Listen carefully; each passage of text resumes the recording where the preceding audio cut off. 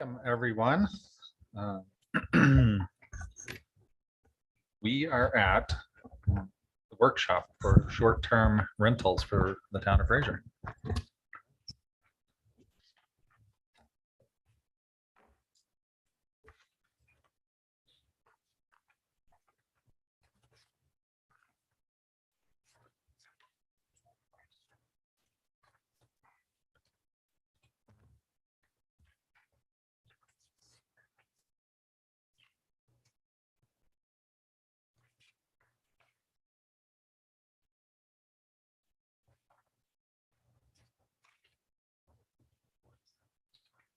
Welcome, everybody.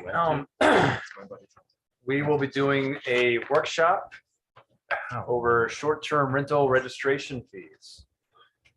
We've had these fees involved in a couple of workshops, at least a couple, in the last 6 months or so. And so we are honing in more on the short-term registration fees. We have, following some more research, we have learned that excise tax and a lodging tax is not available to the town of Fraser as a statutory town. That those tools are only available to either county for the lodging tax or home rule municipalities, which I think will be a good workshop item later on. Just to be clear, Michael, the lodging tax, we pay that in town, but the county administers it then. Right, we do not have access to that funding. The county does administer it and receive it, and it's used for their policy purposes. If we were to ever be able to have our own lodging tax like Winter Park, we would have to become a home rule municipality. But with the recent legislation, obviously things may change, at least for the purposes of it, but it's still in that case, the Grant County Tourism Board, I believe it is, right, has authority over how that money's used. So unless the Right. voters were to direct it differently.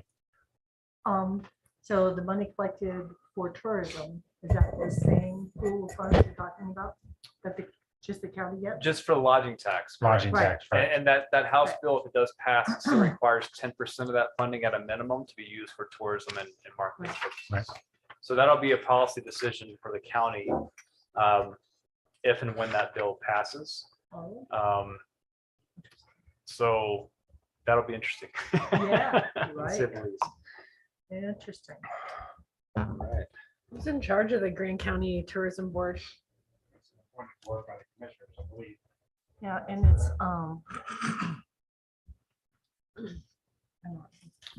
So since our last meeting, we have added a nice fireplace to this house. So now that increased the value about 300,000 from the one that we had to 1.2 or 200,000. Steady improvements. Are those new windows? Looks like new windows. Those were done last time. Were they last? Okay. They were done last time. That's what also increased the value last time, 300,000. So here's the agenda that we'll kind of be covering in this workshop. Again, this is entirely focused around the short-term rental registration fees. You know, we think we are looking really good to close on May 20th for Victoria Village. Some things to keep in mind. We do anticipate there being further subsidy that will be needed to meet the area median incomes that we need for those properties.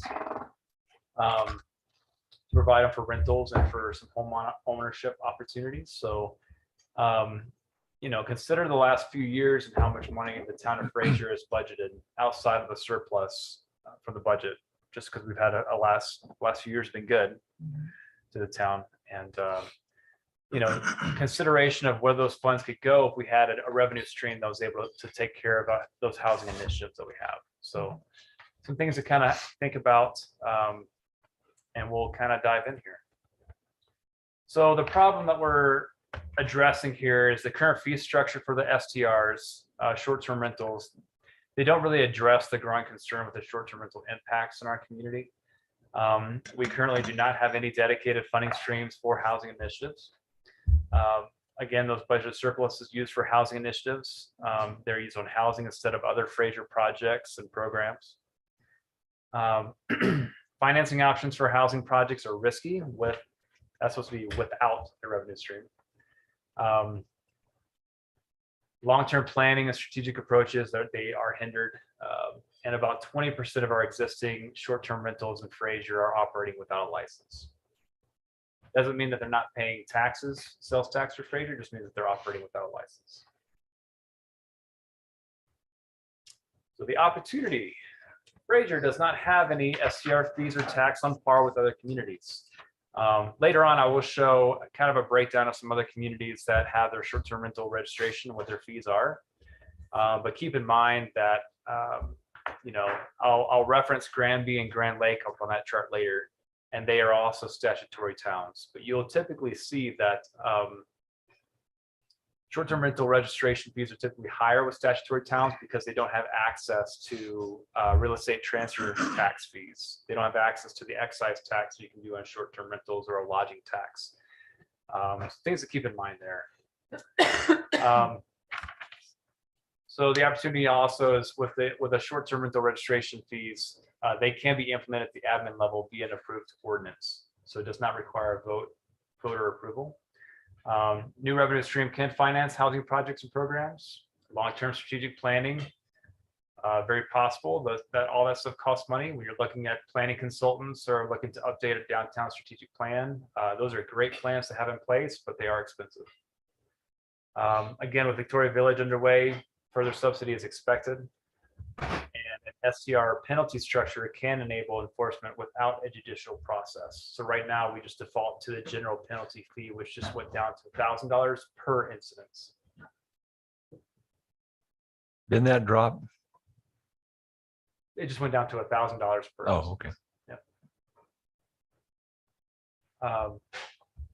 So short-term rental revenue goals and use. So currently there are about 300 short-term rentals in Fraser.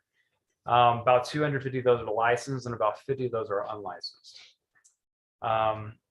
So with this initiative, we use a revenue range of 250,000 to 750,000 per year based on the fees that we'll present to you. And again, revenue, those can be used to supplement the deed restriction program. Currently, Ed can speak to that a little bit if you like, but they had a good meeting with Vail. Ed, do you want to speak to that a little bit? Oh, we'll save that for a little bit later. Okay. It can dedicate finance payments for loans, bonds, and COPs, certificates of participation. Those are very useful, do not require voter approval, and they work very well for housing projects and facilities and things like that. Those revenues could also be used for new water and sewer infrastructure. I think we've identified some opportunities in the future around County Road 5 or closer into town as far as partnerships can go for housing in those areas.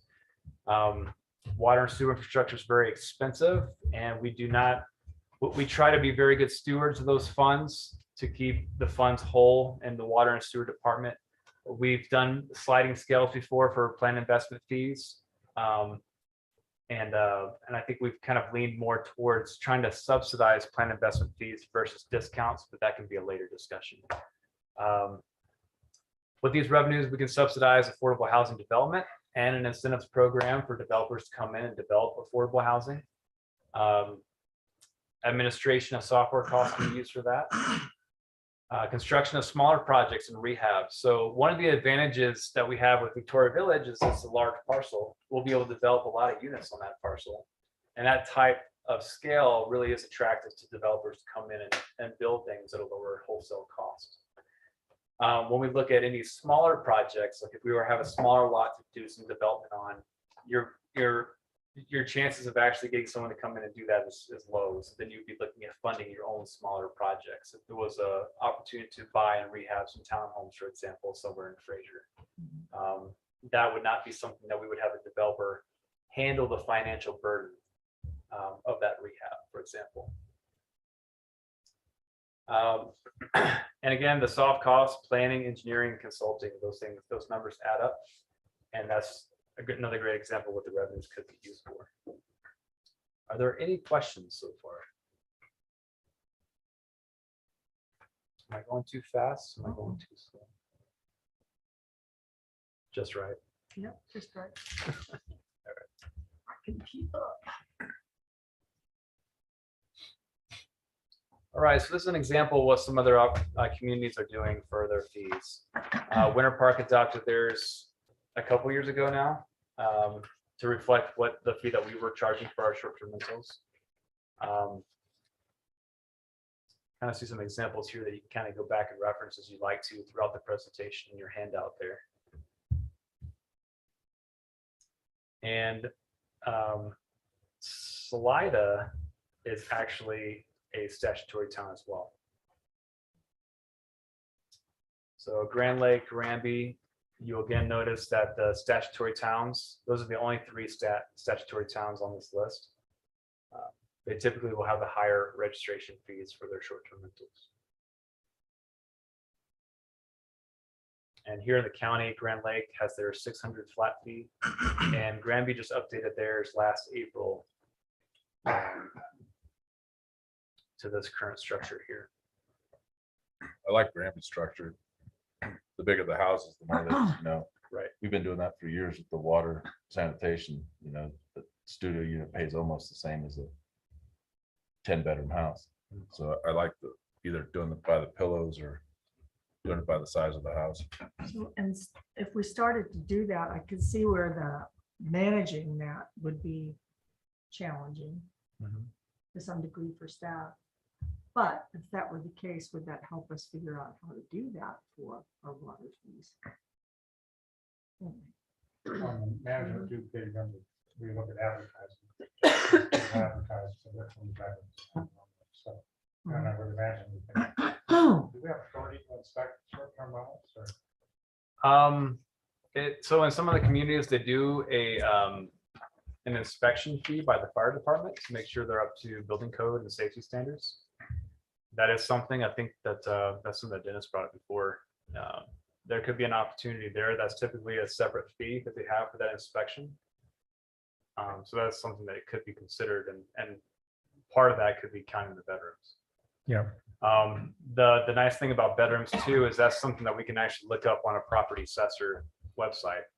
For Granby, for example, they also include the lofts as a bedroom as well, and loft square footage is included in property assessments as well. Not saying it's 100% accurate, but it's pretty close. And between that and good faith and who you're trying to work with, who's registering the property, I think you get pretty close to what the fee is supposed to be. I really like the provision at Crested Butte where you can do a primary residence certain number of nights a year. So a person is just trying to do this for a little bit of supplemental income. Yep. It makes it more reasonable for them. So No, that's something that can definitely be considered if we were to move forward with an ordinance, is having a couple of different tiers there.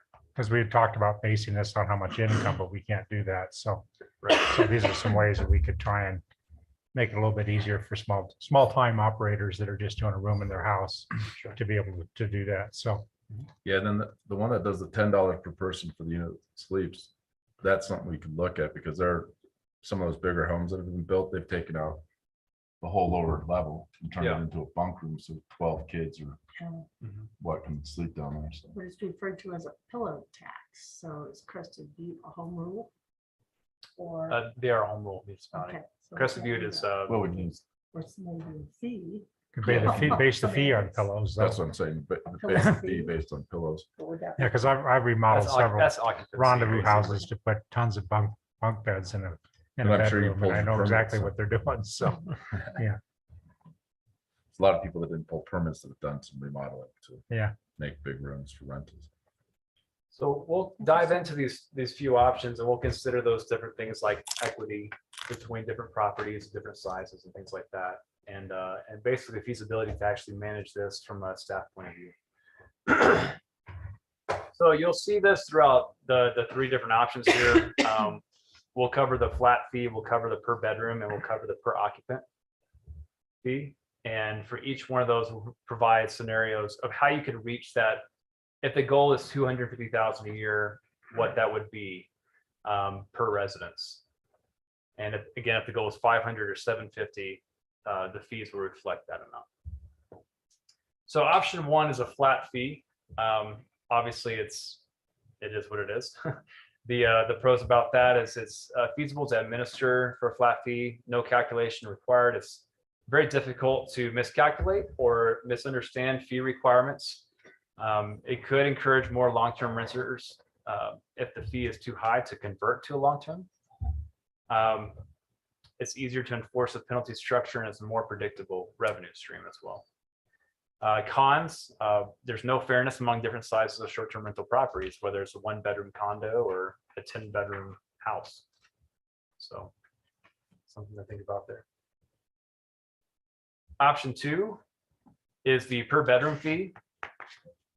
So here we have, here at the top, we have what basically would be charged per bedroom. And this could potentially be tied in with something where, like what Andy was talking about, if they're only renting out 1 bedroom in their house, maybe this could be an option that could work. So the pros of the per bedroom fee is it seems to have a good mix between administration feasibility and equity between homeowners. We obviously understand that, like Parnell was talking about, is we could have a basement that's completely gutted out and finished and have it as a giant bunk room or something. This does not really address that issue. As far as implementing it, it's more predictable. It's easy to find on the assessor site. It can prevent some false reporting, as those bedrooms can be looked up. It does have a decent balance of fairness and administration.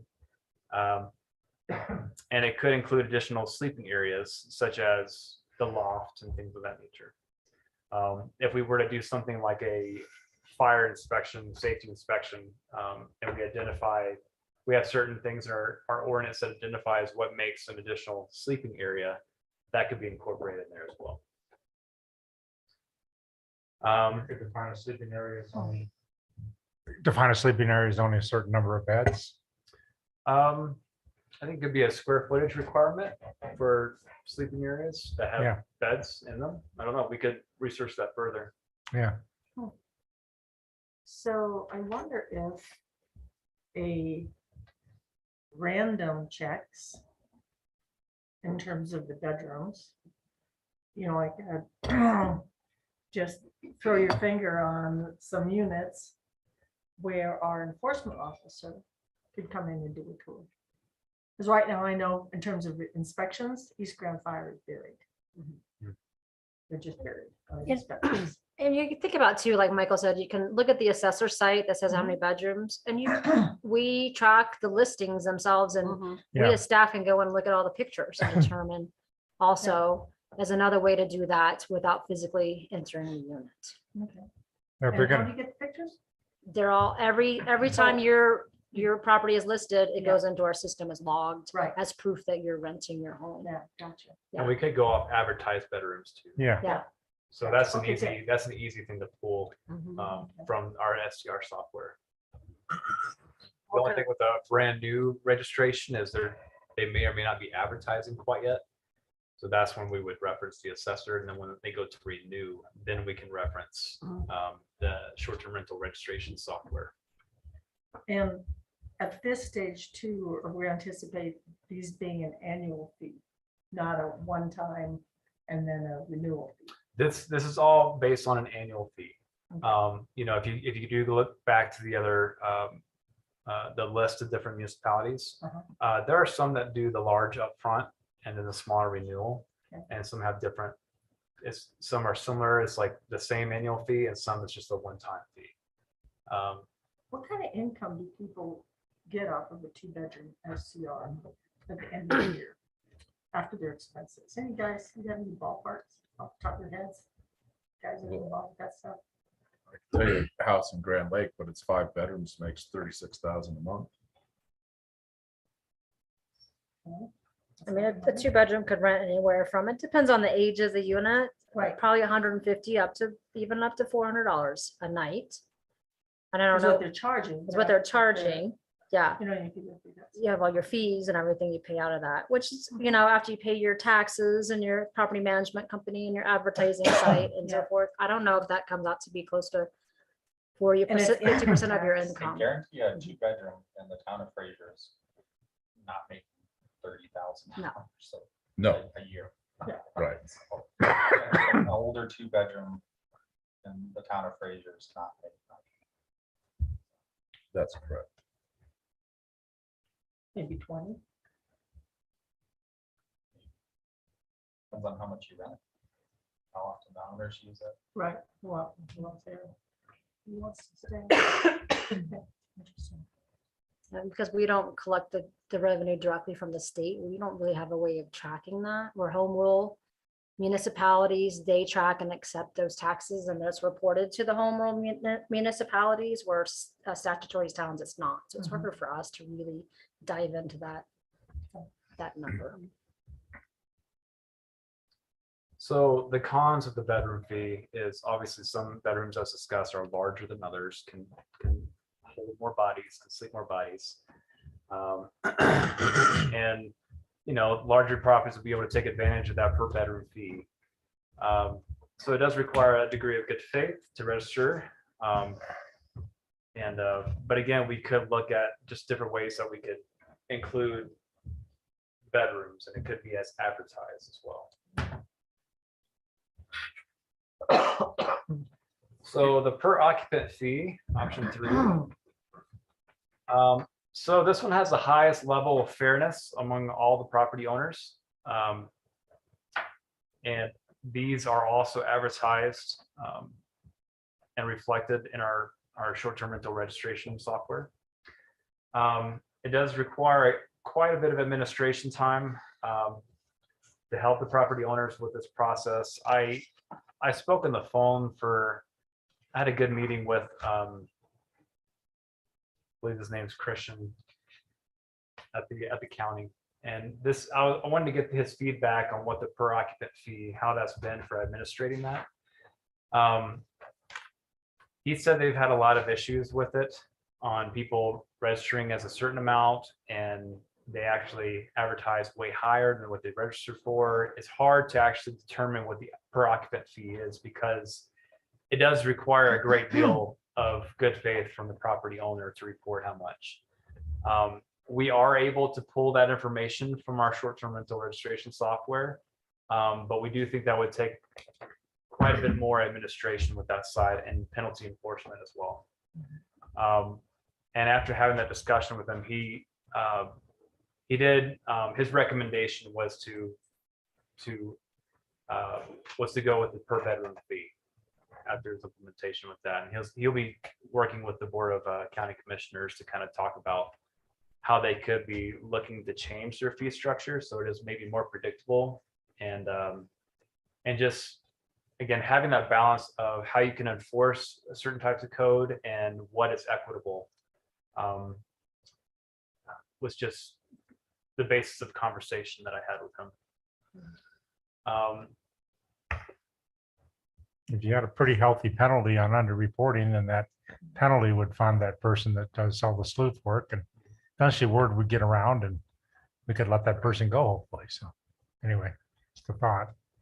What is the penalty So, for false reporting on your STR? So right now, our code for STRs defaults to general violation. So that requires a judicial process, requires them to go to court. The penalty structure that I'll propose here soon is able to be administered at the admin level up to a certain point. Or we can actually incur fines right away without having to go through judicial review and actually go into trial. So right now it's just that $1,000 per violation, which could be high if they rent out their property 15 times in a month. That could be 15 separate violations. Oh, it's per violation. Okay.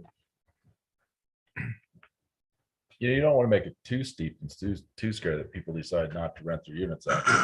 And they'll just run for long-term rentals. Then what are they gonna do? They won't turn it to long-term rentals. They just won't use it at all. You don't They'll think? just keep it for themselves. 3 subdivisions in Grand Lake voted to have no SDRs in their subdivisions. And the rich people that are rich enough were like, we don't care. We use it 3 times a year. That's when we use it. It sits empty the rest of the time. Oh, it's a valid economic driver. You're right, Parnell, for sure. But But there's some inequities built into it in the lodge, of course, commercial lodging facilities pay a lot higher tax rates. And Right. so there's some reasons, several reasons to do this, but you're right. We've got to balance this. We're a tourism town and people like the mayor got to make a living. So And I've heard people No, I say they agree. feel like they should be, they're a commercial business. They should be paying commercial That's taxes. already We don't- gone to the state Supreme Court. yeah, it's that's a- not going to This is happen. not So gonna happen. Yeah, It's not a I know, commercial but it's, business. yeah, in terms of the cost, though, the difference between what. this helps what we do equalize it is a little bit. versus- I mean, how many hotels do we have in the town of Fraser? One, None. One, I mean, where guests gonna stay? I'm just saying, it's nice to see lights on in the middle of the week now instead of no lights on in the middle of the week. I mean, I don't know if you guys remember when COVID first broke out, but there was more lights on after COVID started than there was before COVID sure, started. water and sewer rates, water and sewer usage went way up. So, So I've got a little question. If we looked at that per bedroom fee as a part of this, can we throw in something as a reminder for each of those units on our parking regulations? To say you have so many bedrooms, you're only allowed so many cars. Right, and that there's actually really, once we get to the point of, okay, we do want to move forward with an ordinance. Mhm. I've already read several different short-term rental ordinances adopted by other municipalities that speak a great deal about parking requirements. Just throw that in there. No, too. absolutely, it's a very important part of that. And that's definitely something that'll be written in there and considered for sure. Great. I think that's one of the biggest complaints from neighbors other than car use.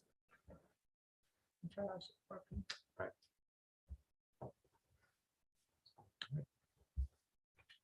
So, the fee structure recommendation, when you're considering just implementation of this type of fee structure and administering it, we recommend a per bedroom registration structure. It definitely provides a good balance of admin and enforcement feasibility, with a decent balance of fairness among different size properties and homes. Could also encourage conversion to long-term rentals if determined that the property owner determines the fee is too high. As a per bedroom registration structure, it's anticipated to have a lower standard deviation for false reporting compared to a per occupant fee structure. For penalty enforcement, the number of bedrooms are reported in the property assessor, as we talked about. But we require some good faith reporting for the other dedicated sleeping areas, and we can define those better in an ordinance.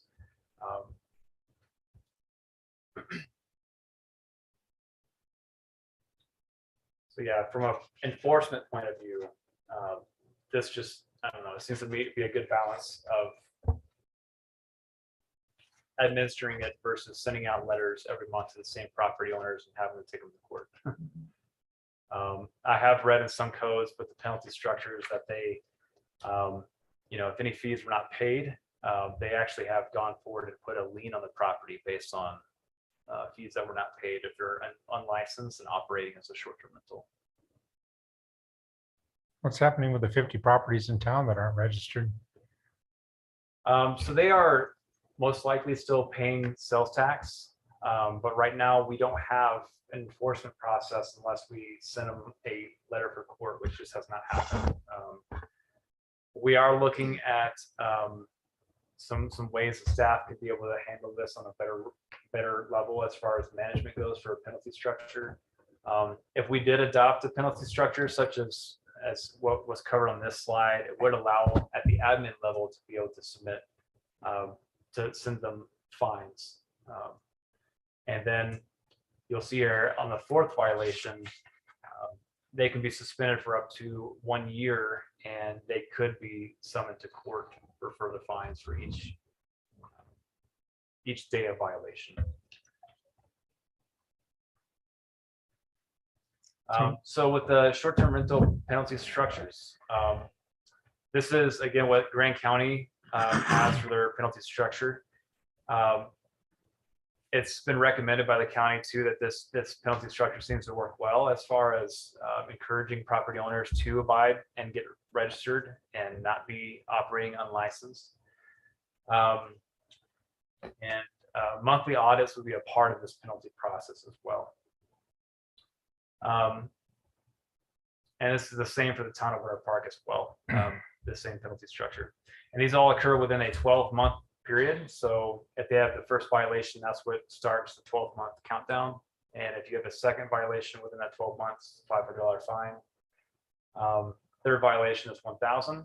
And again, that fourth violation, their permit may be revoked or suspended. And if they operate while having a suspended license, then they will be summoned to court. So in other words, if they don't have a license and and we send them a warning, tell them they have to get a license. And then we find out that they're still doing it, there's a $500 fine, and they still have to buy a license. So it's cheaper to buy the license than to deal with possible penalties at the end of the day. Especially if you get to that fourth violation when it's $1,000 a day for violations.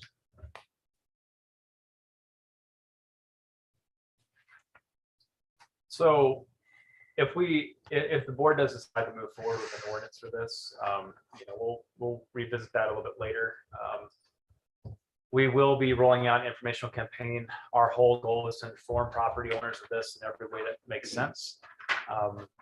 July 1st, we are going to paperless billing for utility billing.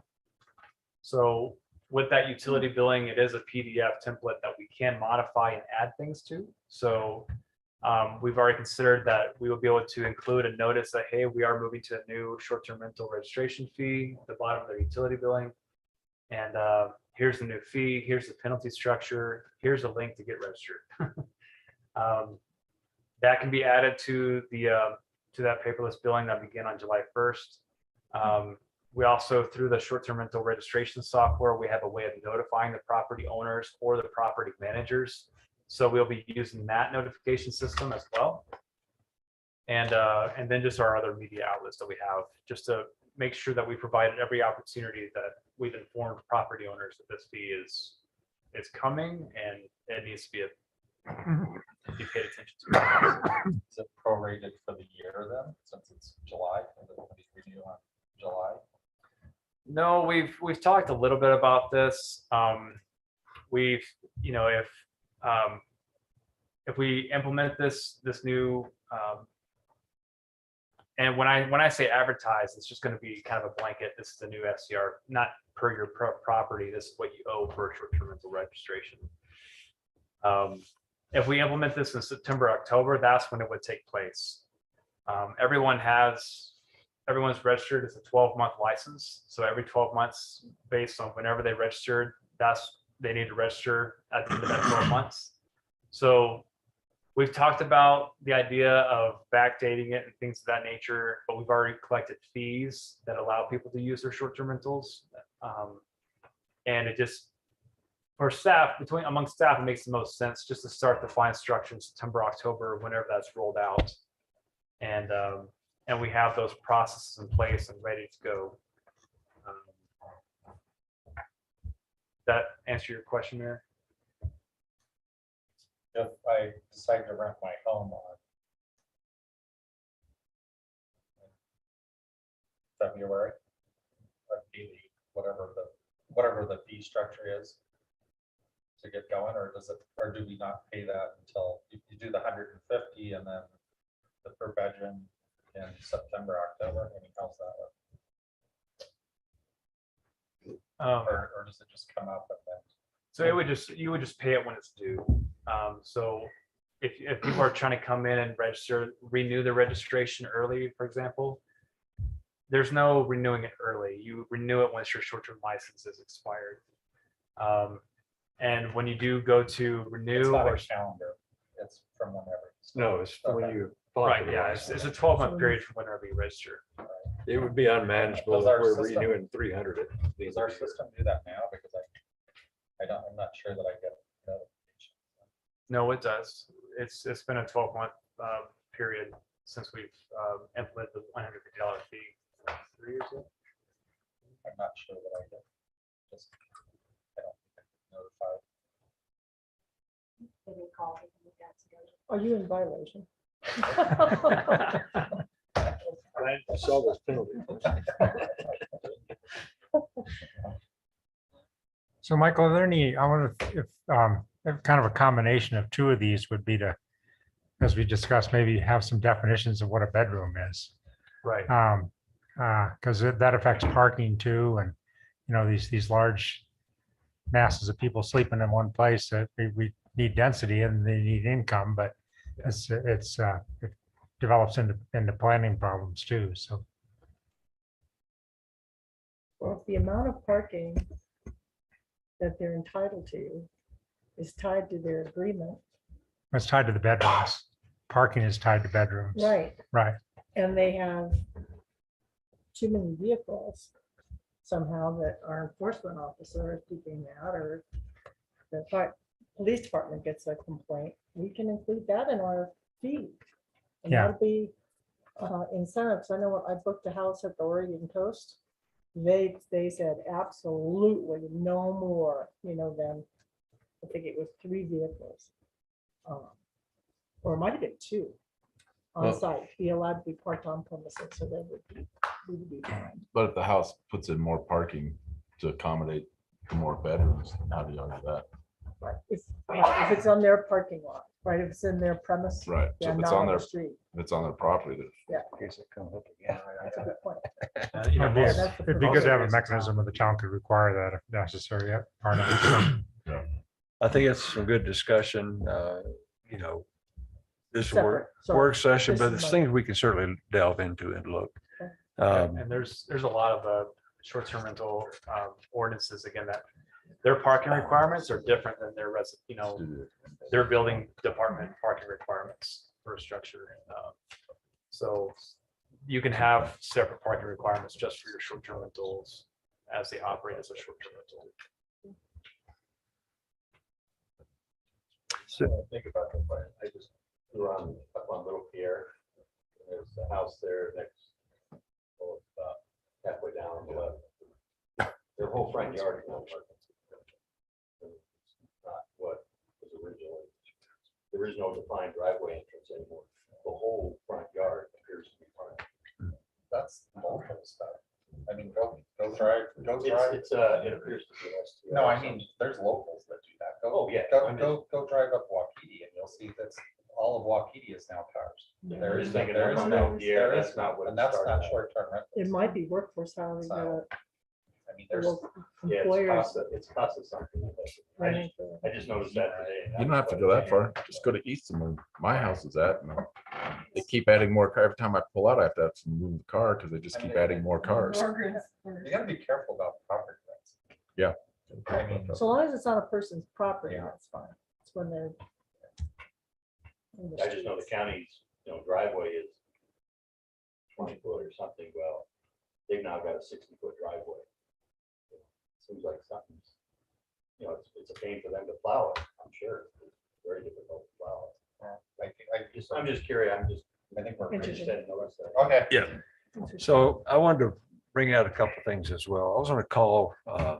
First of all, we got an email from Kent. We've been trying to close on those 2 deed restricted properties that the town passed an ordinance on last November. We're at an impasse. You know, our procedures, they own a mortgage on the property. And the mortgage company says they're not going to subordinate their mortgage for a deed restriction clause on there. I've been in touch with Kent. We had a good discussion yesterday about options. And I can go into detail about them. But I also was on the phone this morning with the director of the housing at Vail and talking about their deed restriction program. Of course, Vail has a lot more sales tax than we certainly do. They also passed a 0.5% sales tax that's dedicated toward affordable housing. They're generating between $2.5 to $5 million a year for affordable housing. They're also providing up to 20% of the fair market value of the house as far as their incentive for the deed restriction. And on $1 million home, that could be pretty expensive. We offer $20,000 per bedroom, which, in what 2 years, we've gotten 2 applicants and we're still running into some issues with that. So we'll be working on educating the going to meet with the board of local realtors to kind of talk about that and explain that to them a little better. Mortgage companies, titles companies, these are kind of things that Vail had to do pretty extensively to kind of educate the business world, not necessarily the residents about that option. But at the end of the day, we've got 2 years of experience where we've taken budget surplus and put in to affordable housing. $750,000 last year, $800,000 this year. That takes money out of street improvements or park improvements and other things. So it's a priority, and I'm not criticizing that, but if we really need a sustainable income stream to support the affordable housing initiatives, even if it's just the Indeed program, the deed restriction program,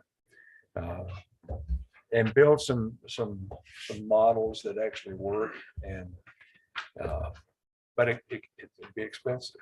You know, I was playing with some numbers today about, you know, what if we offered up to 15% of fair market value up to a cap of $100,000 for a home. If you think about it, for $100,000, we get an affordable housing unit. If we build one, it's going to be $400,000 or $500,000 for one affordable housing unit. So Vail said the same thing. It's more advantageous for them to buy these deed restrictions than to build housing at the end of the day, unless you've got a big tract of land like we're moving toward in Victoria Village there. But if there's a mortgage on the property, What's that? if there's a mortgage, they have a mortgage on the property, then they can't really do it. Not necessarily, and part of that's an education. I'm going to actually reach out to that mortgage company and explain exactly what this subordination agreement means. Typically, according to Vail, it goes to their actuary, who will say, no, we're not going to subordinate our loan because we could take a loss. But Vail's message to the companies and so forth is something I hadn't considered, is that, you know, this isn't a monetary subordination. You're still first in line about monetary. All we're doing is protecting that covenant on the property about who can own the property.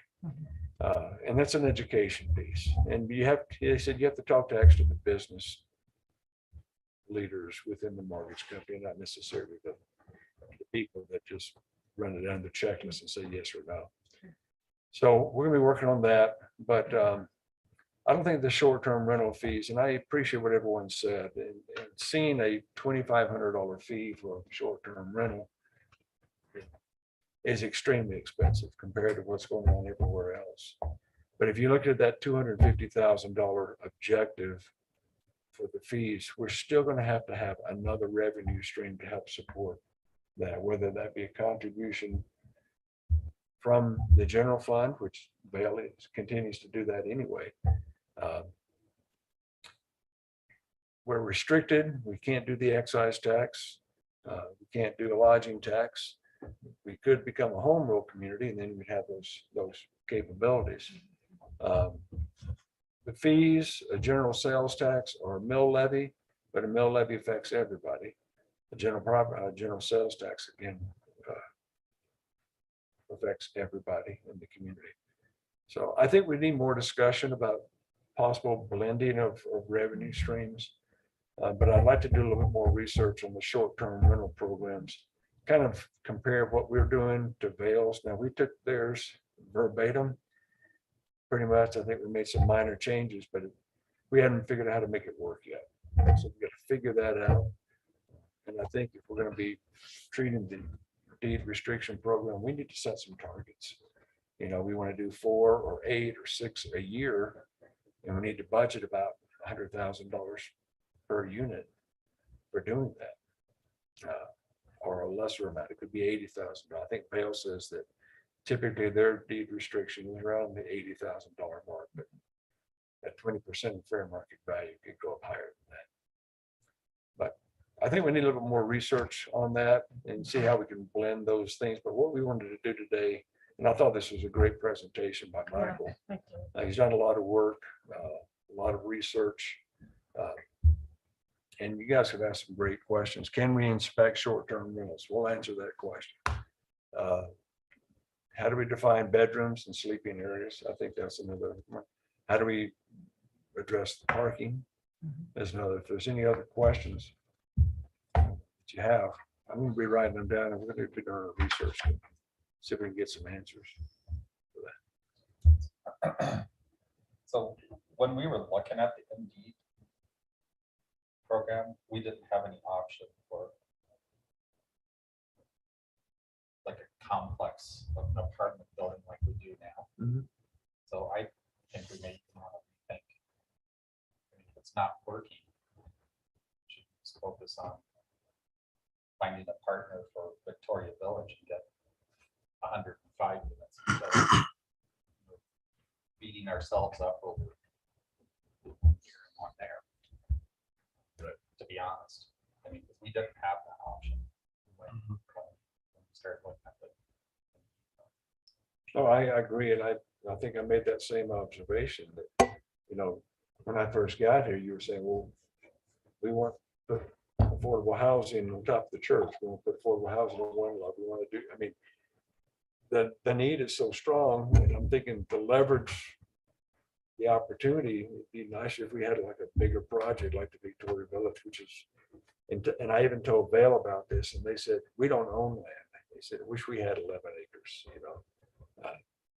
to do something like that, because owning the land, we can leverage that land in a partnership, and you take that right out of their pro forma. They don't have to come up with $3 or $4 million for land purchase. Now their cost for construction drops from maybe $400 per square foot to $260 or something. Well, it also depends what type of units we build. Depending on if we're trying to do families or what the real need is the singles off, partners, individuals. I don't know what we're allowed to say anymore. I've got to be careful how we speak, right? So We need a big bunker. well, A dormitory. what's changed? Well, That we can consider Oh, one boy. bedroom. if you did a dormitory, it would have the kids are tired of sharing rooms. When they get out of college or they're in their 20s, they work their way up to their 30s, they don't want to be sharing with another roommate unless it's one person that they pick. But when they get thrown into a house and 4 other people come in, they don't know. It hasn't gone well. I don't think anyone's proposing that. No, that's what I'm saying. So when we go to look at the units that we What build, has anybody heard what the resort's doing? Because I heard they've got a Art project there, yeah. That's what Nick was telling me. 300 Yeah, pillow yeah. project. That's why I've heard they're breaking ground this summer. Mainly for seasonal, Probably a yeah. rumor. That might be the dormitory. Yeah, single Yeah. seasonal, Right. yeah. if you do a dormitory and you offer a cafeteria, what they call, offer a cafeteria, that'll work. But people still they'll take a smaller bedroom if they could be alone, and they'll pay more for that smaller bedroom. Remember we talked about the fire department model where you've got a common space that offers a kitchen and TV and then small bedrooms off that common Right. space. Another idea, but something I talked to Ed about was, we're kind of getting into Victoria Village, if that's all right, a little bit. The planning for that, my suggestion was that we maybe look at a town committee to at least begin some of the ideas for this before as we go to a developer. And Ed's feedback was, well, that could delay the process, but my feedback back was that it could keep it shorter on the back end. We don't end up with a product that the community can't buy into. So I'm volunteering and Krista Clanky volunteered. But anyway, so that's just an idea, a way to Well, and as a maybe get part some of this, we have ideas. to have public meetings, get the feedback from the Yeah, community and what yeah. they want to see. An open there, house so, here would be really good. Like we can do those again now. So Yeah. And then And I think we're open. when we go back to these fees, when we go back to those fees, I mean, that $2,500 is. I mean, we can't solve the problem No, with this, and we shouldn't be. no, We shouldn't be putting, that burden on them. we have. And they will say, okay, forget it. I'm not gonna rent my own. And none of. I'll just save it for not one- myself. Not one of my homeowners. Every one of my homeowners use their property. At some point, Yeah, they're not scaring them off with the $2,500 fees, just they'll take it off the market. Right. So I think we need to be careful about. So And I'm all in favor of increasing fees. what level do you think, Bill? I think I personally think we should start at the 250 range. And The 335 per bedroom. Yeah, and then maybe see how it does and increase it Yeah, see what impact that has. instead of the huge. I mean, you go from 150 to $2,500. Yeah, But I mean, some of these people that are renting their homes are not making $36,000. Right, no, I'm just talking, that's one house I know because you get a boat when you go there and you get a dock and just walk right onto the lake. Well, the difference between a 2-bedroom in Beaver Village where I'm at with an older unit versus a 2-bedroom that's bigger, got more amenities, a closer hot tub, they'll charge more for the one that's bigger, the more amenities. We can't But address that. with Yeah. this. as far as administration goes, even at $125 fee that we're doing right now, the amount of short-term rentals is more than one person can have. And it's not getting the attention it needs. So whatever that fee structure is, we're gonna have to figure out that part of those costs and revenues are probably gonna pay for a full-time person Yeah. to manage the short-term rental. Yeah. of that. So if you factor in $80,000 for paying benefits for that person, now you're, But that's not, 300 units is not gonna keep one person visiting. So, maybe you share that with, yeah, we would share it with, Winter Park. for instance, yeah. or we have, maybe it's the Fraser Housing Authority. Right. Maybe that person goes after grants for Victoria Village or looks at the bond issue. Or Yeah. It's a multi-purpose. I mean, administrating 300 units is not. And somebody told me they'll just put their minimum wage up to $20, the ski area. I don't know if they did for the town. Real associates. $20 an hour minimum wage. Well, they're going after the employees. They want them to come work there instead of here. Yeah, which one was that? We all bought. Keep mine face down, otherwise I won't pay attention. Good job, Michael. Yeah. Yeah. There's no decision making here. That's what No, we're trying- but it's interesting to hear the consensus of what everyone thinks is a target. I think it's interesting. so should we focus on the per bedroom? I think that's the fairest way to do it. Yeah. For sure. I was thinking the pillow, but then after you talked to Christian, that makes sense. But And I left a message with Mount Crested Butte. They also do they do that $10 pillow tax. I'm trying to get a hold of them too to get their input on that as well.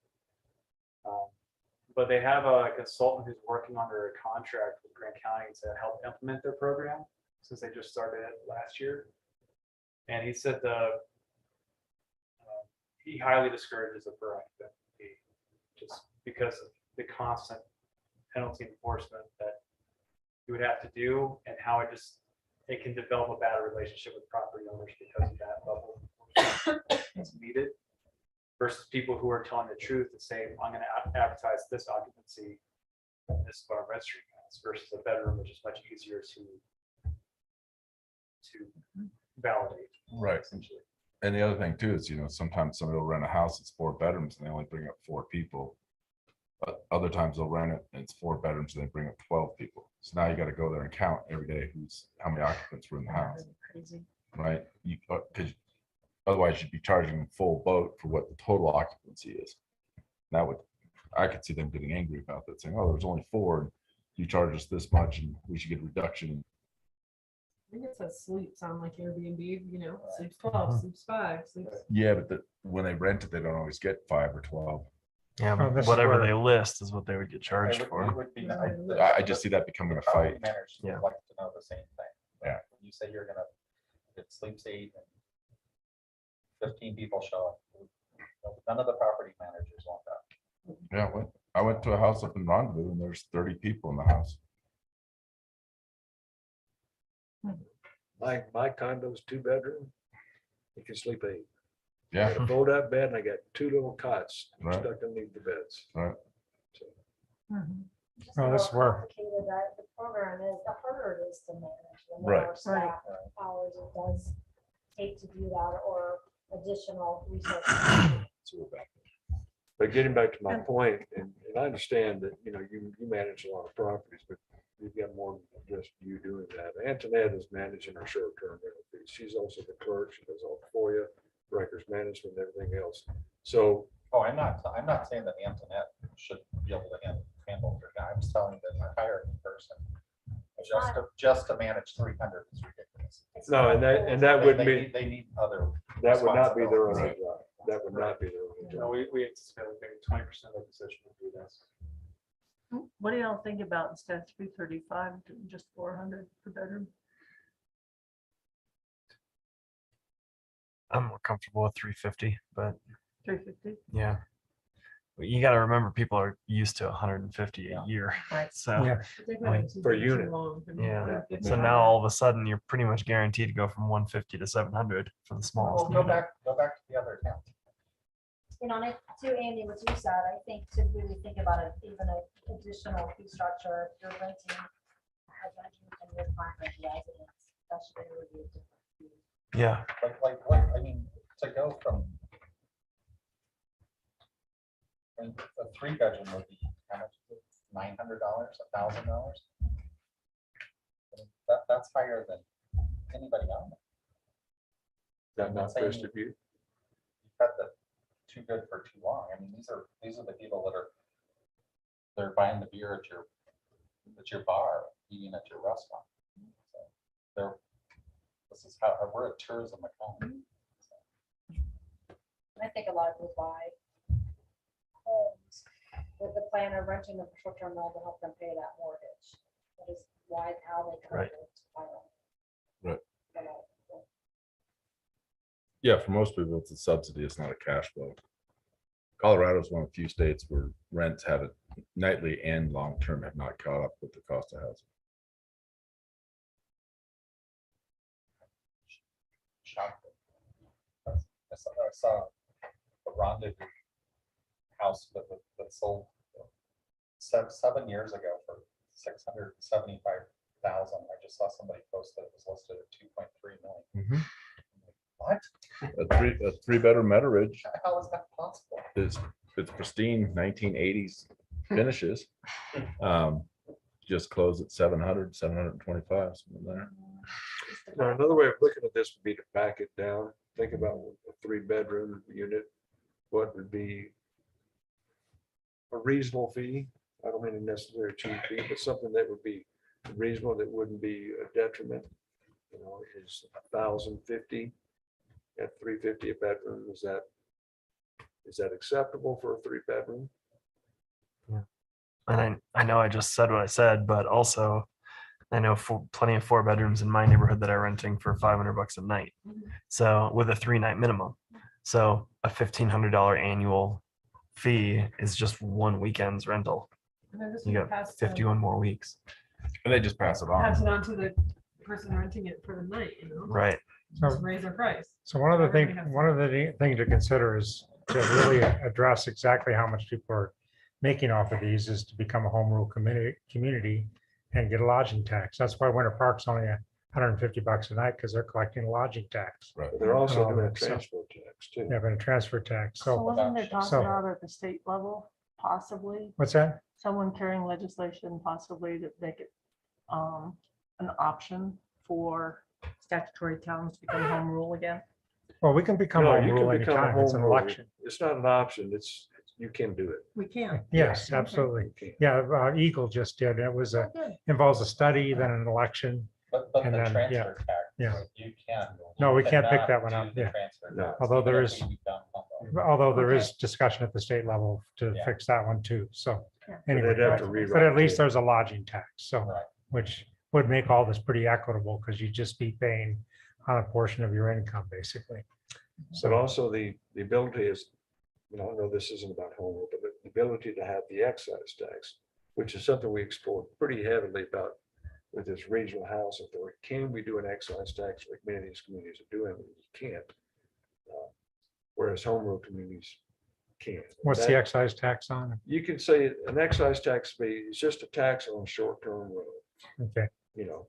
In other words, it's not a general sales tax that people renting skis would pay, or buying groceries or gas. Young people would pay it would be the owners of the short-term rental properties.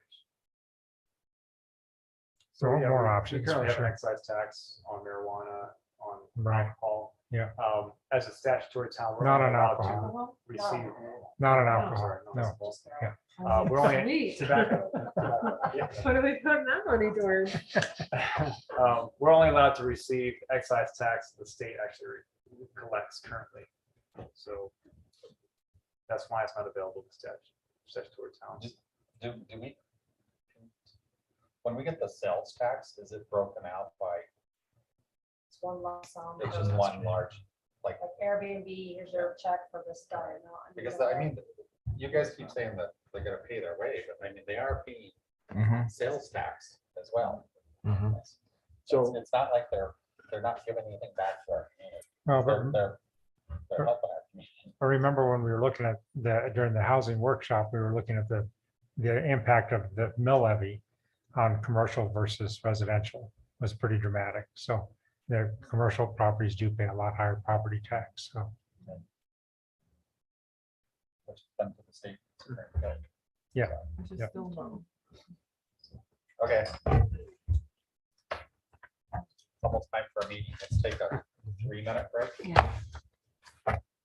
Good work, Mike. Yeah. No.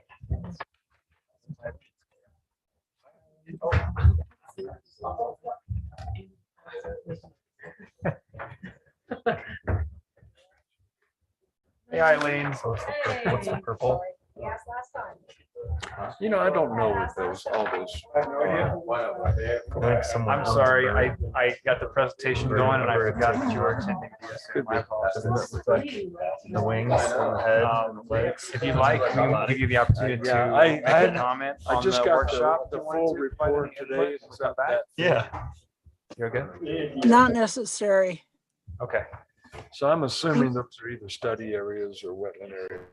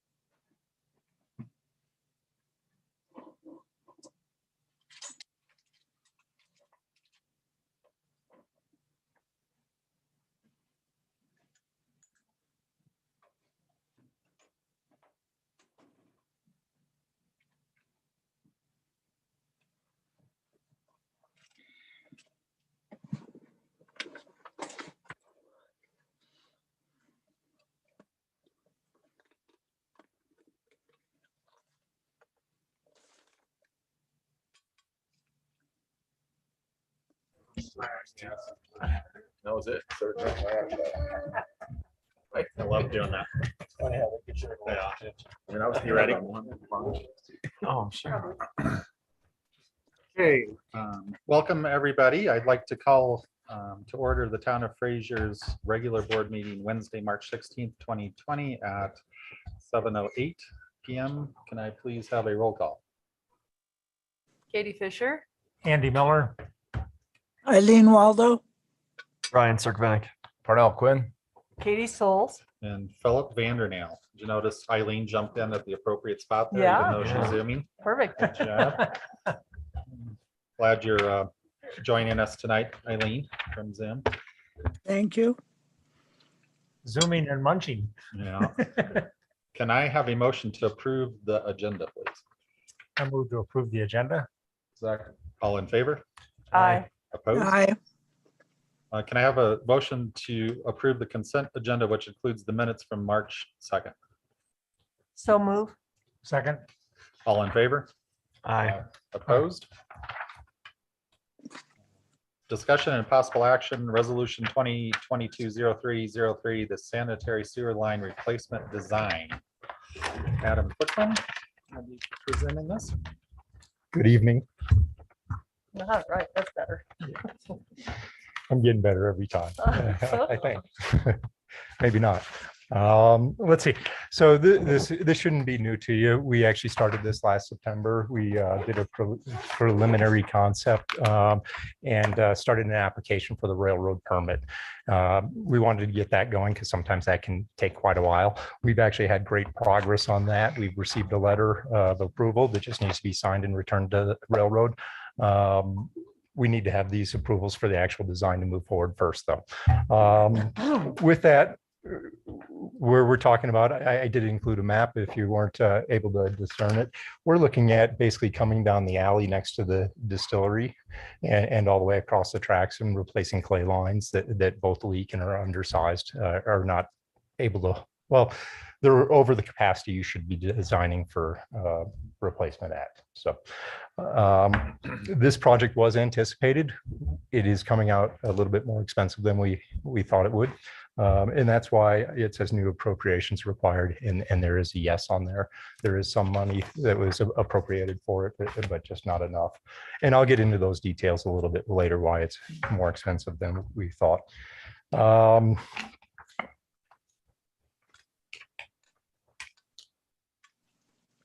Really, there's two parts of this project, the design work, and then we added in a second part, which is some additional cost as well for some construction administration. So Merrick will help us out overseeing that project. I thought that was important to add in my absence later in the summer, so we can continue to keep these projects moving and working. We are kind of under the gun on this project. There is a development going in on the vacant lot next door. They should be beginning sometime this summer to fall. And so this is, kind of being time to assist them as well as repair the dilapidated lines that we have. So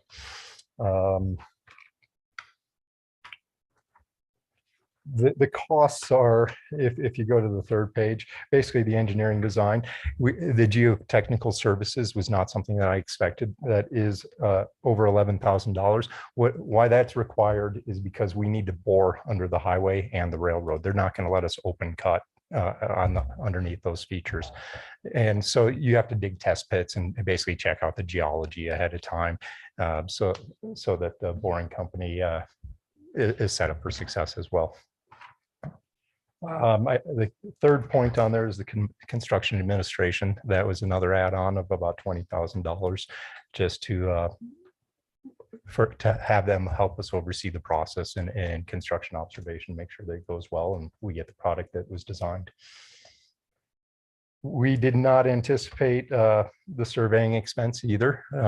We do not have easements under the railroad. Currently, we have a lot of utilities, so we're kind of discussing if we're just going to survey for this single location, or are we going to do all of Leonard Lane and the water lines and such, and try to put things right. We will have future projects that will need these easements as well, so that's kind of a variable that we could go a little bit bigger today and set ourselves up for success tomorrow. Railroad permit is another expense we were not expecting. There was like an $1,100 application fee on the first, the conceptual project. They're now asking for $9,400 flat fee just to process the letter, I think. So with all that, you know, it adds up to a little bit more than we expected. So We gotta do it. What was the initial? I think we were looking at about 35 grand, which was just the design work. And if you look, the engineering is 38. So that was right in the ballpark. If we added our contingency, we would have been there. You know, it's the other technical issues of this project. So I guess maybe this is a question more for you, but like, where is this extra money coming from? It would require a budget amendment to take appropriate funds out of the wastewater fund reserve, which I think has about a $4 million Give or take. fund balance. It's probably our healthiest fund. I initially looked at that when Adam came to me with some of these costs, and that's part of the proposal. It would have to a budget amendment. Budget amendments are not a bad thing, especially when you got funds to do this, but this is something that's been in the books. It needs to be done. It's going to help with our I&I. It's going to help with our capacity issues and everything. I want to make one more note. The Union Pacific agreement letter, we're actually going to try to amend that so that we want to put other conduits under the railroad ahead of time. And then in the future, we'll have a potential to run, you know, either fiber optic, whatever the utility may be. Just a little bit of foresight. If we're putting in a big old bore and we're dealing with non-potable water, we can have other utilities in proximity and utilize that same bore. So we are asking for amendment on that letter, but again, it's just looking out to the future and trying to set ourselves up for whatever may come down the road. So we put a 4-foot pipe in there, is that a steel pipe that the sewer line goes inside of? Is Exactly. Yeah. Yes. why is that steel? I'm just curious, is that? You know, I don't know that I've asked that. I think steel is flexible. I Yeah. think it, you know. It'll hold up, I suppose, in the modern steel. The shield, Mhm. so if something bad happens, it doesn't. So we want our audience to be able to, so you can't just speak from the chair of us. I could probably answer that. So, okay. And then I. Because I'm a little familiar with it. This is Todd Todd Holsworth, East Grand Fire District. There you So a shield is required in almost any boring, and you put the pipes inside of the shield. The shield allows any, say, a leak in the water line or a leak in the sewer, it wouldn't create a cavity that would go up and then damage the railroad or the road surface. So it's not so much to protect the stuff inside, it's actually to protect what goes over the top of it. It would be the, and then it makes it so you can replace it too. Yeah. You can push it out, put new stuff in, you don't have to redo it. So that's just the way you do it. But steel is the typical material. Steel is what they use, and it's probably 1/2-inch steel pipe or something. It's It'll not, hold out, yeah. Thanks. So obviously Yeah. clay pipes, we need to replace them, but what's the issue with this particular length versus everywhere else where we have clay pipes? You know, so this is actually, I talk about things in sewer sheds, and so this area is our western sewer shed. And this line actually services everything west of the highway and west of the tracks here. And this is our clay area. This is where we're leaking and infiltrating. That line itself is an 8-inch pipe. It has been lined with a cure in place process to try to seal it up. What that does is it takes up capacity though. You have a 1/2-inch liner now, and now you have a 7-inch pipe. When we cut into it to put the tap for the distillery in, we saw it was about 80% full. Generally at 50% full, you're looking to upsize things. So we have old dilapidated materials that leak. We have a capacity issue. We also have underneath the tracks, it's kind of it's not a straight line. So it does that a little bit. And because of that, in the springtime, this manhole here, it surcharges, it fills up and burps down, which puts the town hall, a lot of critical infrastructure, our school in jeopardy, those kind of things. So it is really critical.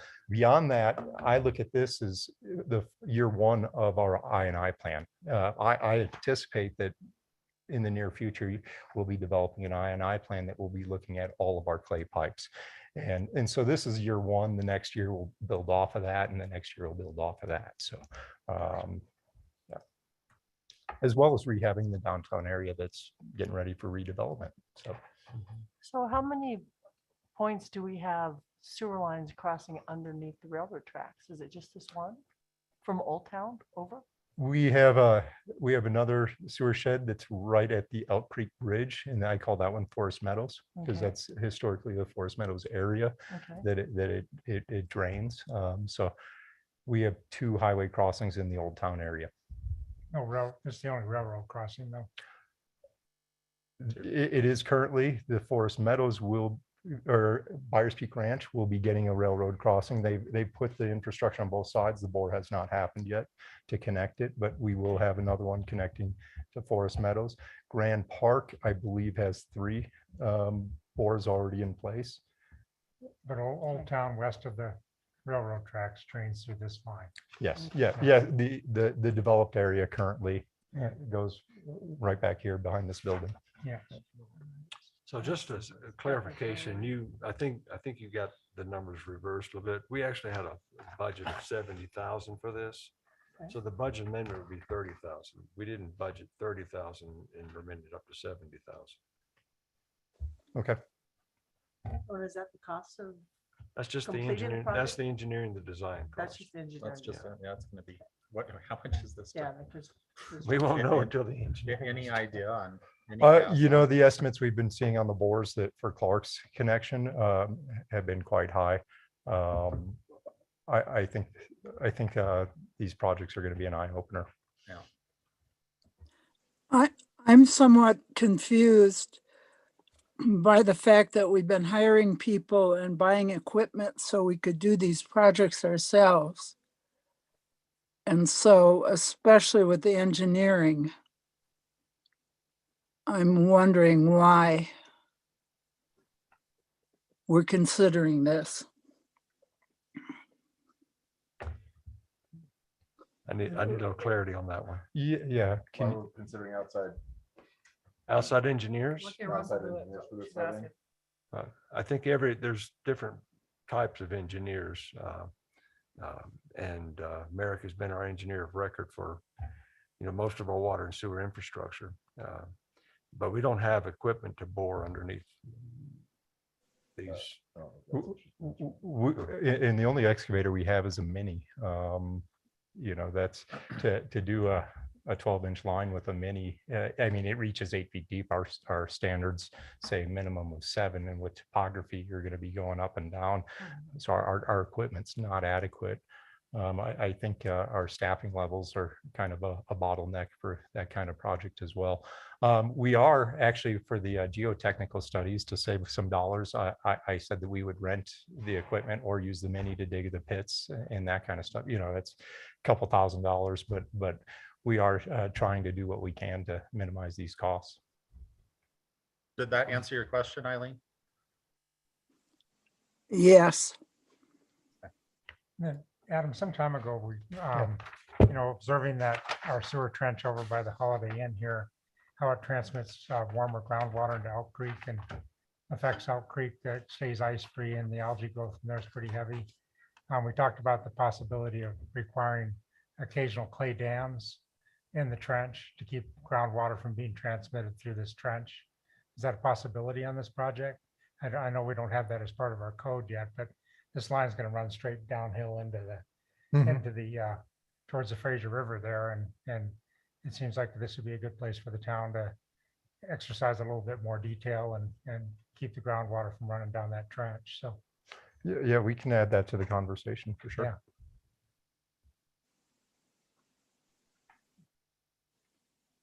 Okay, any further questions or motions?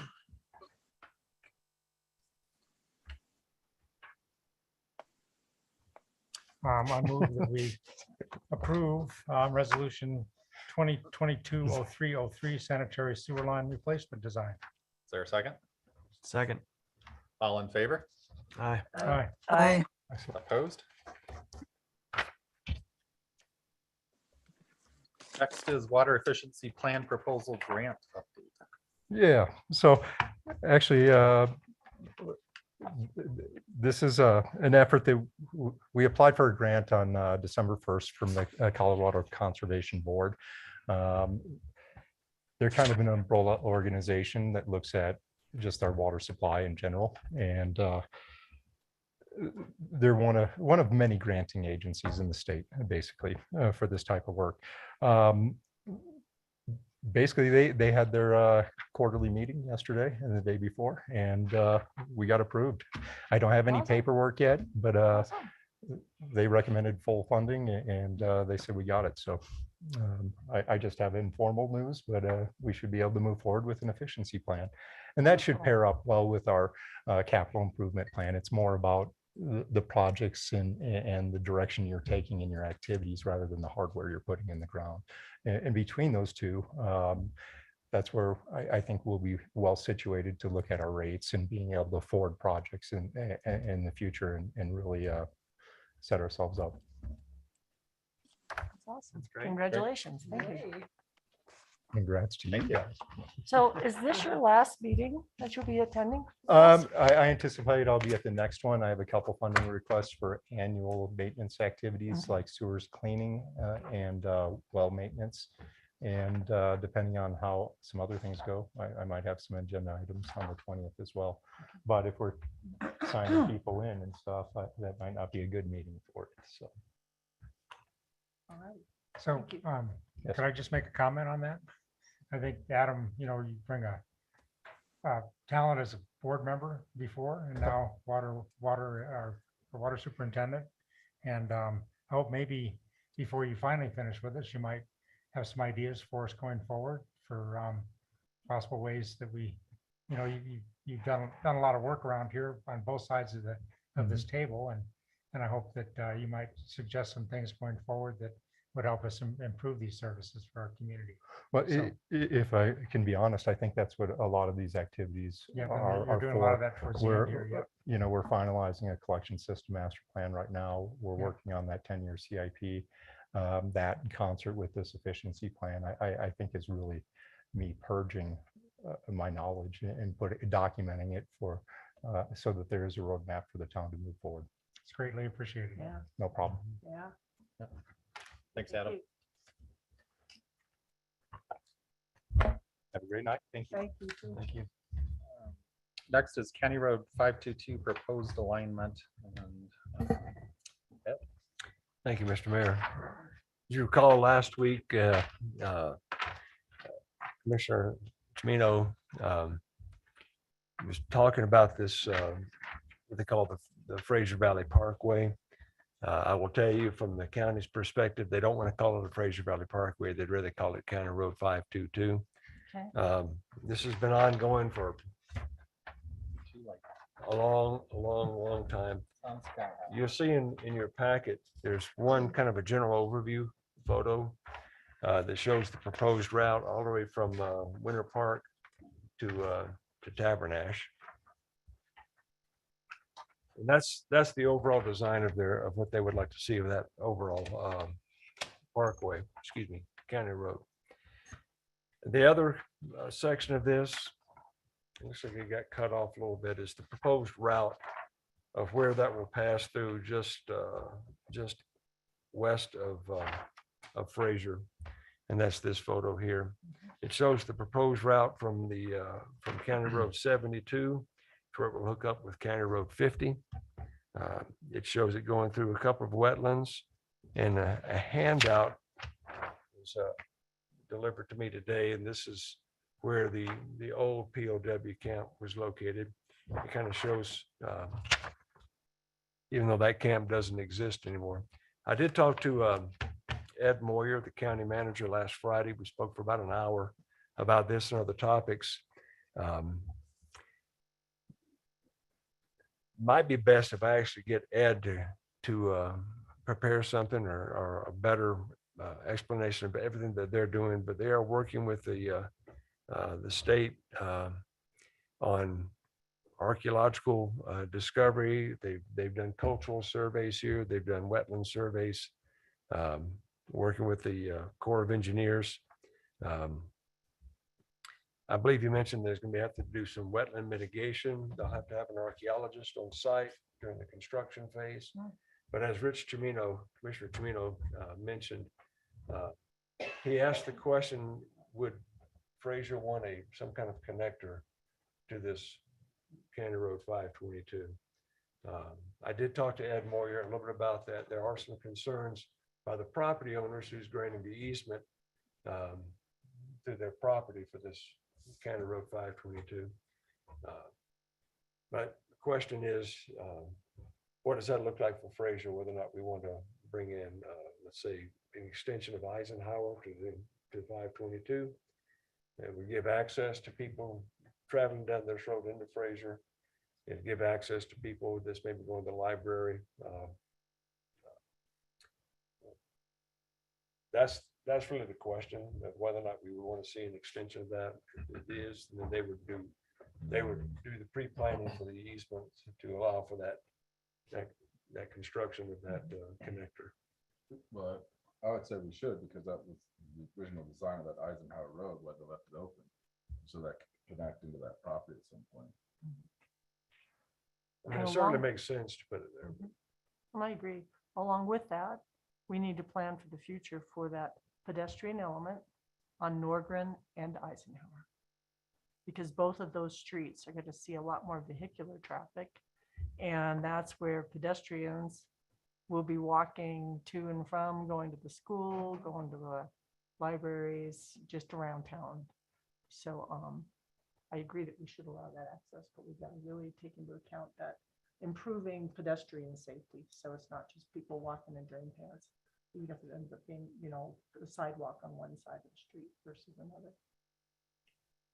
So kind of looking at this location of the POW camp too, it would seem to be, maybe possible to put the street between the POW camp and town, move it in closer to town a little bit, still keep a good buffer between those houses and the street, but that would also allow for this drainage issue to be addressed when the street is built. All the drainage problems we have with those crawl spaces, everybody on that side of town pumping their crawl spaces all the time. We've had a project on our plate for a long time to build drainage along that side of town, so that those crawl spaces aren't challenged so much with water coming off that meadow. So the street, I would assume that a street constructed back there, that road constructed back there, could serve also as a barrier to water coming back into town through that western boundary of the community. So, and then with that, I don't see, the POW camp is obviously not going to get recreated or anything, but it could be a place for a historic sign there at that corner. And then the POW camp, the archaeological work would be, just be less chance that as they dig that street through there, we come up with something and the street has to move, or it just could solve that complication. Then you So, lose your alignment with well, it would was it almost take a corner 722? there, but again, we're trying to build a low speed street here. So it'd make a corner right past the POW camp and then get back to the alignment so that it does line up with the corner that it needs to over there on County Road 50. So the again, a windy, twisty road is slower for people. So is one with a bunch of stop signs on it. well, but it seems like when you look around Boulder and Denver and places where they're doing these streets that they're building to control speeds rather than speed bumps and stop signs and their traditional methods that really do cause damage to cars. They hold up traffic. It does cause pollution as you stop and start.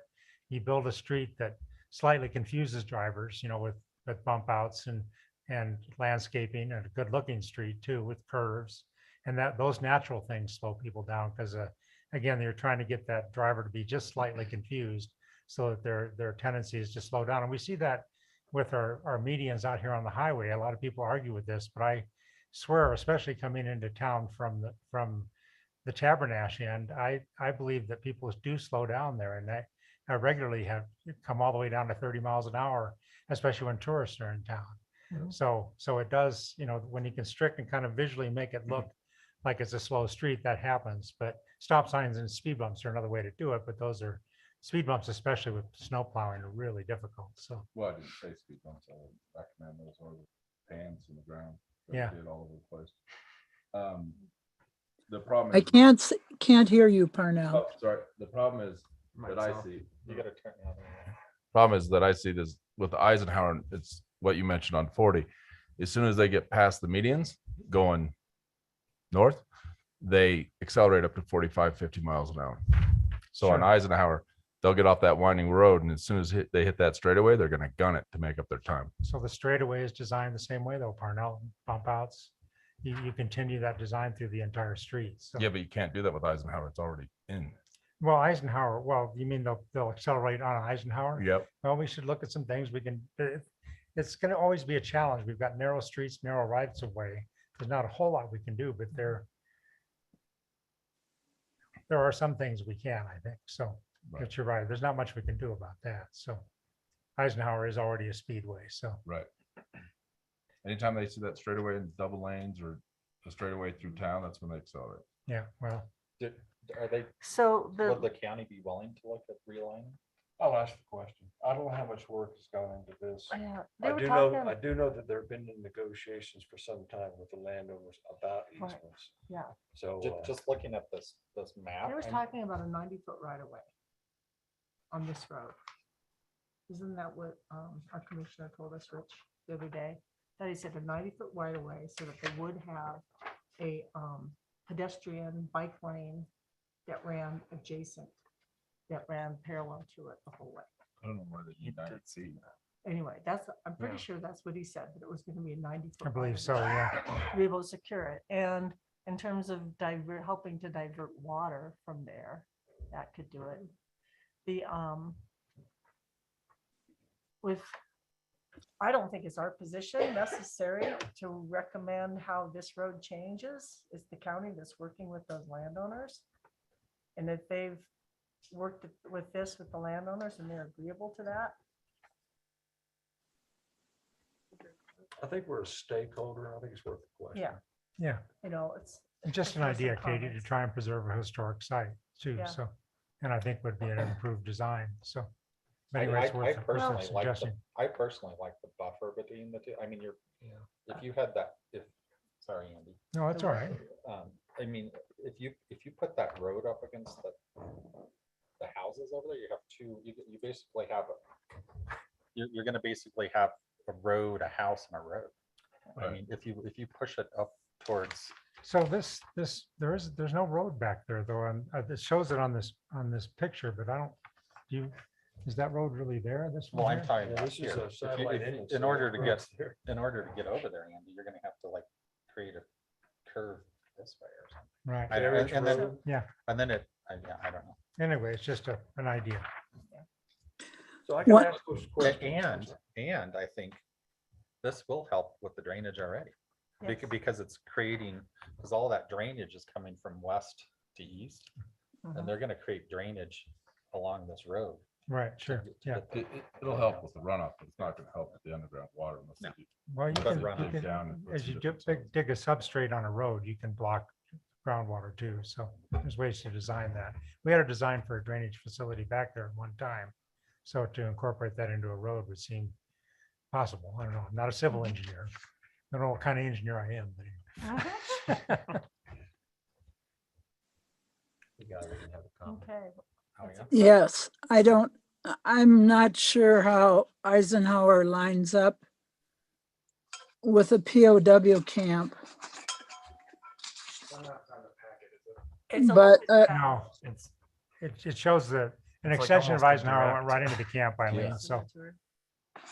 right, so maybe a little roundabout there would add curve to the road. Yep. And have a historical marker in the center of the roundabout. That's a good Well, then you have idea. pedestrians crossing traffic. I don't know. That's a good idea. Or somewhere in that roundabout area, yeah. I've watched plenty of tourists try and get to the Arc de Triomphe. It's not a good idea. To the what? The Arc de Triomphe in Paris. It's Oh. right in the center of a roundabout. Yeah. It's a disaster. Danger, danger. Mhm. There's a tunnel. It's an People don't interesting use it. idea though, but even to have like this, a sculpture there in the middle. On the back. So Okay. of course, Commissioner Tomino talked about this, and Ed Murray did too, that because of the cultural survey they did, there will be signage there. Mhm. But Ed says there are very few, any kind of, if any, relics Yeah. left there. Those relics are either property owners or the town of Fraser in our basement. You know, some of those, you know, a lot of the photos, but I don't know about the materials and so Yeah. forth. That was No 80 foundations. years ago too, so. But they would have the archaeologist on site there to monitor the dig. There, like I said, there's another report that I got like at 4 o'clock this afternoon. It's about 100 pages long, and it's all about, I think it's the cultural survey and the wetlands Mhm. work that's been done there. And I could distribute that. Gives a lot of good information about the whole project, not necessarily just the overview. As long as it's electronically, would be great. Yeah. Could be interesting. Maybe employee housing out there in barracks. You want to join us? Yep, there you go. It goes. Okay, you got enough direction on that? I do. I'm going to ask a couple questions, county level. I'll get back. Perfect, thank you. Next is, Around about this little traffic. next is the Regional Housing Authority, IGA and bylaws. Right, again, thank you, Mr. Mayor. I brought this out. I wanted to have this available for the board for discussion following the joint work session on Monday night. This is just a discussion period. Takeaways from the IGA, the discussion from Monday night, any concerns, any direction that you want. This, they showed the timeline slide Monday night. They showed that we're looking to get the IGA approved sometime in the May to June timeframe. It's a lot of time for a discussion, but I just want to put on the agendas and have that discussion. We may have several over the next month or two. Where to begin, eh? Right. So I would like to start with this. I think that workforce housing is super important.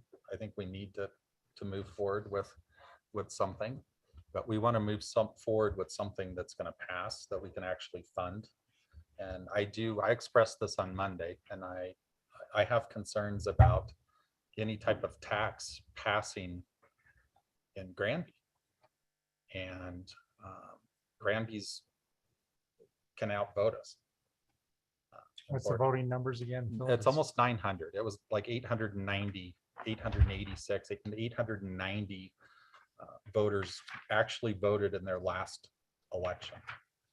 The town, when I ran against Peggy and won, there was about 300 voters in the town of Fraser. And So they outvote both us and Winter Park. and together. when I asked Winter Park last night, they had like 150 was a big turnout. So that is, Danny said their last election, they had almost 400 people vote. In the last Fraser election, it was about 250 400 people in that actually voted in the election Winter Park. in Winter Park. okay, that's not what their board members told me Monday. We can look that up.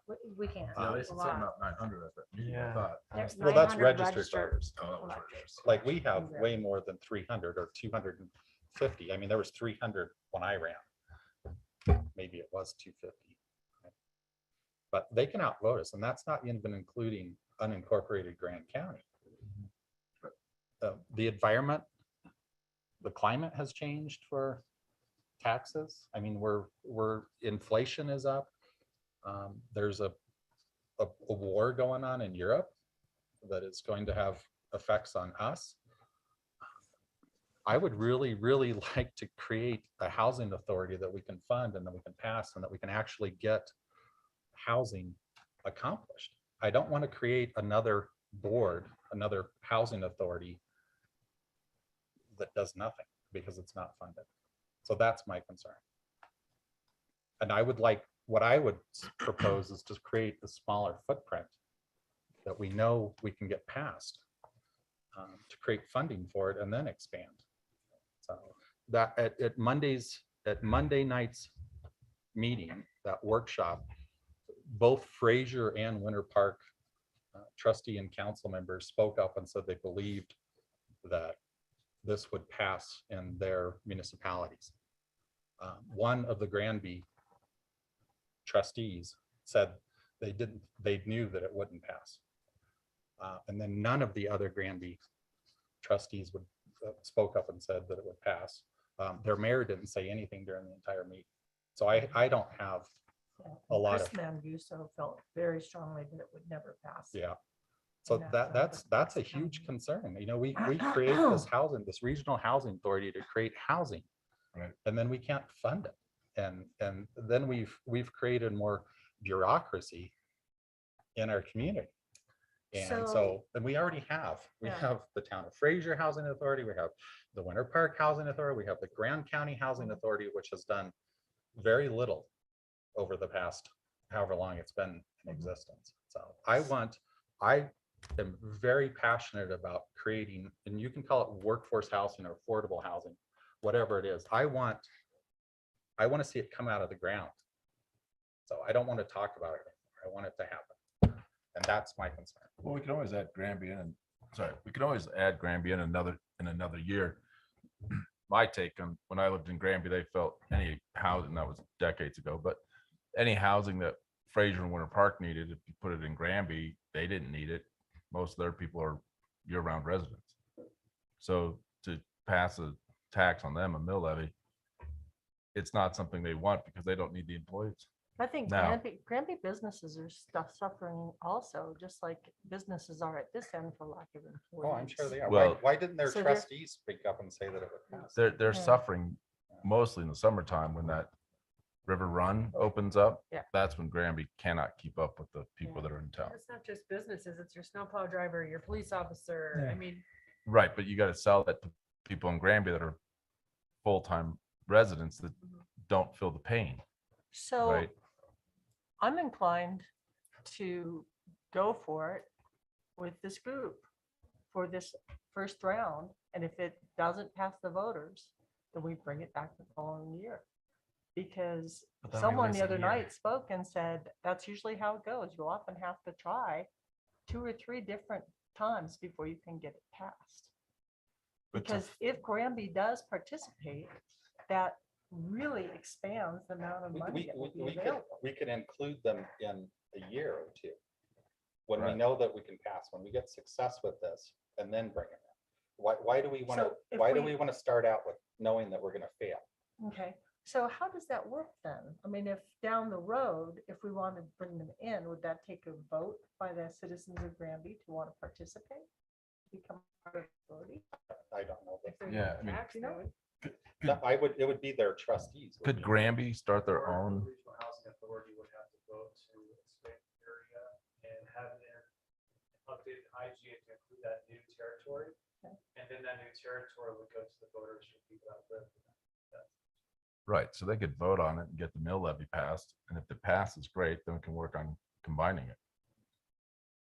I just want this to be successful. I mean, this can has been kicked down the road for Since 1979. that article that I showed you from Steve, it's 1978, 79. Yeah. It continues to get kicked down the road, and we know that it'll pass over here. And why not start out with success instead of failure? Because your scenario, Katie, would put another year into the process. Yes, it would. Yeah, so. Maybe not even, it could be. It's changing though too. I mean, there's a lot of new people moving to town. I mean, the school board thing passed. That was a different climate. I mean, we were not in with for a inflation recession. like it is. We don't have Well, and also- $5 gas. We As don't- Ed said, the school is being built in Granby. Yeah. Like it's It there, benefits them. it benefits them. Yeah. So, True. you know, I was fine with Granby being involved if we had 2/3 of the vote, but if we don't, then It doesn't make a lot of sense. I agree with you that I want to see this thing get off the ground. And we know that it's not gonna be 100% in Fraser either. There's gonna be opposition to this, and Would you go back to the rec district boundaries again then, you think, or so that we can include Meadow Ridge and, the rec district minus the town of Minus the Granby. Granby yeah, part. minus the town of Granby, right? There's a little bit of the rec district Yeah. overlaps into Granby, so.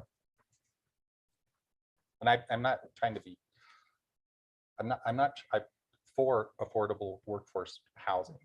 I'm not against Granby. So Well, it's I want to just- succeed. It's the same scenario we used with the transportation district, because for years, the county tried to float the idea of a transportation district that would cover the county. And it never went anywhere until Fraser and Winter Park went ahead and just made the district cover the valley here. And now we're slowly working that direction.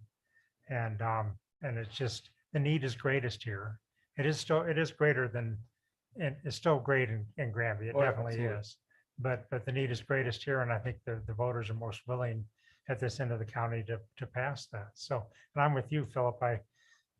There's nothing more important than getting employee housing, but again, we can't kick the can down the road another year or so. And starting off with a failed ballot and then going back for a positive ballot, there's going to be some memory there too between the two ballot issues. It'll confuse people. So. We'll tell you in our work sessions, Ted Cherry, manager of Granby, has been attending pretty much since. I'm sorry. Yeah. Ted Cherry, the manager of Granby, has been attending our work sessions pretty much ever since, about October or so.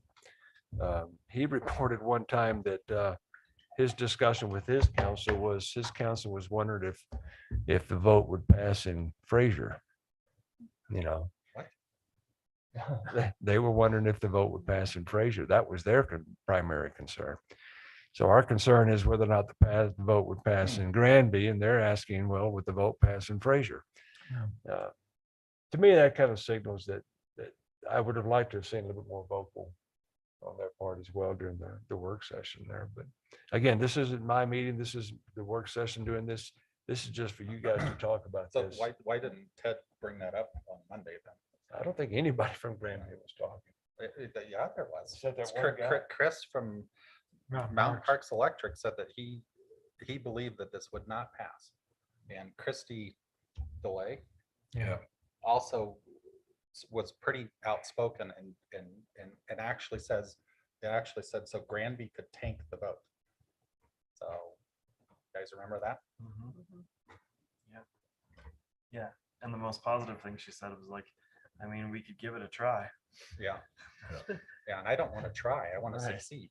It wasn't overwhelmingly optimistic. I mean, Ed Ragnar spoke up too, and he talked about they got the school bond passed. And that or the mill levy, I guess, for the school, that worked because the school is being built in their town. It was housing for their kids, right? And our kids as well, that have to travel the gauntlet to get there.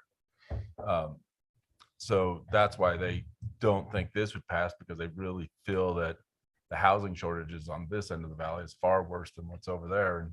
And we pay more possibly than what Granby pays for their workers. So they'll build housing, but they'll work in Fraser and Winter Park and won't be working in Granby. That's their fear. Yeah. In my opinion, I'm not a mind reader. What would be the reason they would join later if the housing? The same reason they joined the transit later, that it's successful and they see that it works and want it to happen. I mean, if the housing, Well, because and regional housing authorities are eligible for larger grant dollars right, versus But we're still a regional single housing authority municipalities. being with Well, Winter Park. Very small region. Well, but we call it regional. the working group brought Granby in to get to that threshold with the mill levy that would give what, $1 million a year, basically. Bringing enough property valuation to allow us to get to that threshold. So I don't know if I would classify that we brought Granby in to reach a threshold. I think we classified that as we realized that because the Metropolitan Recreation District encompassed Grand County, and unincorporated Grand County, we needed Grand County there. We also explored different map options, just the rec district boundary. And that boundary crossing the southern end of Granby is what led to, did Granby actually request to do that? Or I don't think we reached out to them. To include the talents of it. Yeah. It was just based on evaluation. Because the rec district did include part of Granby, it would have to be approved by Granby and voters in that area, so that would be exposed to that voter base. And just based on the valuations, if we're trying to get something like a 2 mil levy that can, be advertised at $14 per $100,000 of valuation. It just trying to get to that $1.2 million mark Yeah, to start. That's what I meant to say. Yeah. So, yeah. Was how that evolved to incorporate time. Yeah. Plus, Ted Cherry, he did a good job of advocating for for the town of Granby, which wasn't really, as you're reflecting on, was not as observed on Monday. Yeah. You think we could pass a 4 mil levy? Yeah. That's, I think we could. Yeah, When's the vote? I think we could. November. I November. don't think I'm okay with I, that. I Mill do. is if it's either a yes or no. Yeah. If they support it, don't. $14 versus $28, I think. Well- I think that- Well, that's per 100,000. And I guess 28, so if your home Yeah, that's what we're talking about, per 100,000. we had, since Ted's worried about us, I guess it's only fair to go both ways, but we have some time to make this decision before we put it on the ballot, so we should start collecting. We have real- to get the IGA. Right, I understand.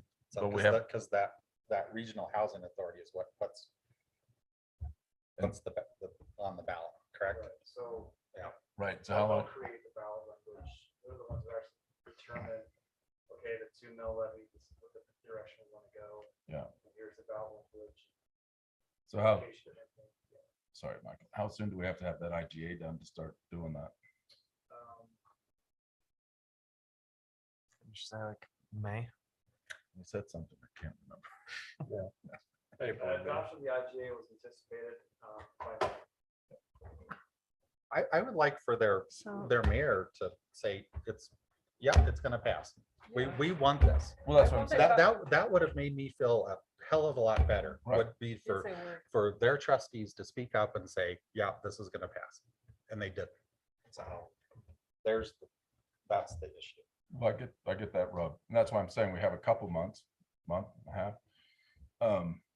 To have the town of Granby take some polls, have us take some polls at our restaurants and talk to the locals and find out, hey, would you be for this or not? And really find out what way it would swing. Because we're gonna have to get the younger people to come and vote. All the people that are renting right now and all the people that are living in town that are allowed to vote need to get out and vote for it. You need to register. Yeah, and register. That's gonna be a big push on our part too, because people that have houses don't care if other people get houses. But the people that have houses that are I losing do. them. I have a house and I care care. about Oh, it. I'm not saying, sorry, not everybody, some people, some do, some don't. You're right. There's a I little don't know comfort what there. So, 72 yeah. of the groups I should use, but I think we should at least talk about it with right. Granby. And I don't. But I think we I know. all, I we should mean, all do some because straw because polls, what I whatever they're what I called. left Monday night was that this was not gonna. We were doing this to create a housing authority that might sometime pass a mill levy sometime in the future, maybe 2-3 years. Yampa took 3 years. Right. That's how I left there. It- I want it to be. I want it to be now. Our community wants it to be now. So Can't wait for Granby to get on board, right? before you decide to up the mill too far, though, once again, I'm going to say that this town really desperately needs a higher mill levy just to support our water and sewer infrastructure and Public works, upgrades, yeah. streets. I mean, Well, Streets are falling apart. We also need- we need to put money into this community Right. too. And we and- need more commercial. We got, there's Yeah. all across the United States it's happening, but up here it's bigger affecting, especially for Fraser, it's a big effect. If you don't have enough commercial to help pay the taxes for everything you need, the housing just kills it. That's why we had to pass that thing that But if the mill The levy, rate is- would the stay at mill levy comes in 7% for every year, no houses. matter what. yeah, no, Yeah, I So know, that's the gold standard. So. right. Yeah. But we need to up our commercial in We town. do, absolutely. The commercials all down the road. We know where That's it is. why we incentivize some of the the businesses there. We haven't had a business come to a new building in the town of Fraser since Grand Mountain Bank, Right. which was how many? We've got a new brewery. in a new That's what I building. mean. That's what brought it. That's And right. we're gonna have tax bills that we created Yeah. by incentivizing the distillery. We Yeah. create those. Well, two the breweries. distillery and The brewery, Vicious. Cycle. yeah, Vicious Cycle, yeah. It's a beautiful We're building. trying. This board has done Yeah. Yeah. some amazing work over the past. Mattress place. What was the other take from Flooring. that last The- night the- or Monday? That we all needed to push hard to sell it, to get the people and not talk mill levies, but talk the $14 per house or whatever. Well, it's. I mean, what don't know what houses are $14 worth per anymore. It's thousand. kind of crazy. Per 100,000. For 100,000. Can we reach out to the Granby just individually? Is You know, the average house in. that okay for us to do? Sure. Average house in absolutely. Fraser right now is $1 Absolutely. million Same too, thing with the Winter Park Board, so. right? The average house in Granby is getting close to 900,000. Because you forget you have Granby Ranch in there selling their house. What was the other takes from the meeting? Anybody else? Sorry, I'm pretty passionate about affordable workforce. Can I How- say something? Yes, Ultimately, to pass a mill levy increase, it's the will of the people. And I Yeah. think it's really about massive PR and people really understanding what they're getting with that mill levy and what, Right. regardless of what community they live in. If it's not done well, it's not gonna pass anywhere. Yeah. Right, exactly. I spoke to Vail. They used a company called Magellan Strategies when they were doing their polling for this 0.5% sales tax. And they said the vote actually passed almost 100% in line with what Magellan was able to discover. It passed 54 to 46 in Vail for this sales tax. There's never any guarantee about any kind of tax question. You know, I think your guarantees move toward the negative if you have multiple tax questions on the same ballot. That's why the guy from REI saying we got to put the tax levy and the impact fee on there. Oh, the impact. That's what I want to talk about. So I'll stop there so we can talk about impact fees.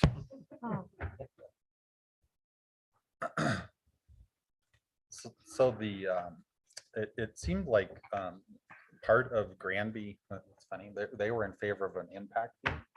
And the town of Fraser was in favor of an impact fee, but Winter Park wasn't. So, I don't know. Yeah, per square foot fee, you mean? Yeah, Well, Winter Park has one. so- They have it at $3 a Yeah. square foot now. Yeah, but we don't. right. And we only go to 2? Well, I mean, we only have one major developer. Well, I guess they have 2 or 3 going now, but our major developer's already built enough housing and the fee that you would be collecting from would be less than what he's built now. All the housing that Clark has built for the area and the stuff on Mill Avenue that's coming in, if you would have collected the $2 fee or the $4 fee from him, it'd be less than what he's already put into his housing. So putting on a fee, Winter Park said the same thing. It helps, but it's not the cure to the problem. It doesn't bring in enough, and it eventually is going to end when everything's built. The objections I got out of that, because we've had the same discussion in the work sessions as well, is the impact fees are susceptible to those fluctuations in the economy. For example, a recession. You know, we saw that highlighted in 2008, where construction stopped for about 3 or 4 years. An impact fee as the primary source of revenue as a funding mechanism for affordable housing. You definitely want something more dependable and more reliable and steady than an impact fee. You're right, Clark does not pay impact fees here for that because of the annexation agreement. This authority could do an impact fee. I'm afraid that it would be challenged by Clark because he's working under a annexation agreement that says he doesn't have to pay the impact fees. Well, in that So- agreement, it says that he has to provide employee housing, which he's doing. That's another discussion, which, Yeah, which I'm not going to get into today. But the argument has been all along in all of our work sessions is as a dependable, reliable, this is what we can count on, this is what we can bond against. And if we know that it brings in $1 million per year, I should do the research on that to see how much that could actually bond as far as your principal and interest payments. But I would imagine it's somewhere in the 80 to $120 million bond issue for something like that. Right, but I do believe we've got to go to the voters with a message that we're not going to just rely on one source of revenue from their homes. And you're absolutely right for bonding and that reliable mill levy income source is critical. But I think the voters need to hear too that the lodging sector, the commercial sector, the real estate sector, everybody chips into this, especially the sectors that are pulling in good money right now. And you're right, Parnell, there'll come a point when we're built out and the impact fee won't be coming in anymore, but we won't be housing construction workers and all the impacts of construction. So I don't know. It's just I think you need to convince the voters. One way you convince them is to tell them that we're going to a number of revenue sources, and making the firm point that to do bonds and to do all the work that has to be done, there has to be this constant revenue stream out of a mill levy. So again, another point that AJ brought up is Yampa Valley is a good example of how they, when they finally got the mill levy increased, they were able to bond for a project, but then they used the equity of that project. They didn't have to bond again. They used the equity to keep expanding those projects. So it does build on itself that way. and the income does come in off this housing that we built. So. So the timeline has the IGA approval in next month, in April. April or May. So this decision about just Fraser Winter Park versus Fraser Winter Park and Granby. Fraser, Winter Park, Grand County, Grand County, unincorporated that, Grand right. County. Well, that all needs to be decided like now. Pretty quickly, yeah. Yeah, in the next meeting or two, and with those other entities. Well, I'm sorry. No, I'm just saying that. Yeah. If that doesn't work, then the whole thing's gonna get delayed again anyway. Yeah. So. Because we're aiming at and which with ballot? The investment in the Oh, advertising. yeah, November, right? Yeah. Taxes can only go in November, right? Right. Yeah. Tax, yeah. So a question that I would like to ask is, if there are any assurances you could get from Granby that would maybe keep them at the table. Yeah, if we can get, I'm just asking a question. I'm not. I asked on Monday, I says, I want everybody in this room to do a gut check and tell me, is this gonna pass or not? And the only two towns. And the only two towns that said was Fraser and Winter Park. yeah, if they would, if their board would say, yes, we believe it would pass and we'll do the work to get it to pass, then I would be willing to take the risk. But if they're, I don't know how big their board is, but if their board is saying, no, it's not going to pass, well, why sabotage the plan? Why would they be at the table anyway? How quickly can we do polling? I don't know. Yeah. I don't know how that Yeah. works. You'd have I to know, I engage did bring that, and everybody's like, oh, the sky high, blah, blah, blah, but. You gotta do it. You gotta do it. No, I'm just saying that survey basically said that they wouldn't pass a sales tax. Right. So. Well, because they feel like they just got hit with the school board, and the fire department stuff, which we got hit with too, but it's for us, it's different. What? Because restaurants are closing because they can't find anybody to staff for the day. Hotels aren't opening because they can't find anybody to run the hotels. Lodges are shutting down because they can't find people to run the lodge. Yeah. So we're seeing a greater impact. I haven't heard anything in Granby like that, but maybe they are.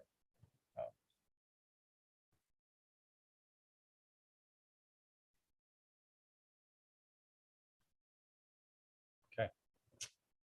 I don't know if we have any direction, but. I don't think I do have any direction. I can tell you that from what I heard, the majority of this board said that the line, the boundary should be the Fraser Valley Rec District less the town of Granby, unless we have assurance from the town of Granby that they believe that they can pass. Do you mind if I set up a meeting with you and the mayor of Granby? And maybe the managers? Why can't we do this in a public meeting? I can invite them to come.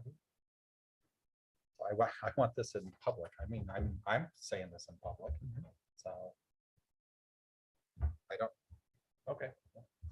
I mean, I'd be willing to travel there to do a meeting with them. yeah, I'll go to their meeting. I mean, have them put, like, if they can get it on their town board Yeah. meeting and say, Can't we just go sit in the audience and ask. at the end as a board? Well, we can't, no, yeah, we We'd can't make have it too part- many board members there because Yeah. Everyone has 2 minutes. And then they can be That's not prepared. You can have, we could have all of our board meetings. Yes. Board members show up at their meeting. we just can't talk amongst each other about how we're gonna do things. Okay. Okay, outside of that, the composition of the board, the 12-year term limit, the 3 years for the appointed members. Yep, that's all good. That all sound- Eileen, sorry, I forgot do you have anything to add? How do you feel about? About the whole thing? Yeah, about what we just, Well, I mean, we started, they asked to join us, but they're not bringing anything to the table. So I don't know how they can feel like they can be part of it if they're not bringing anything.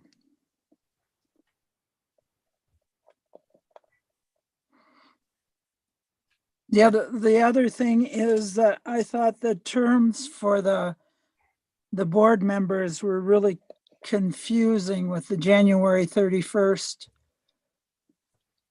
not adding up to terms for trustees.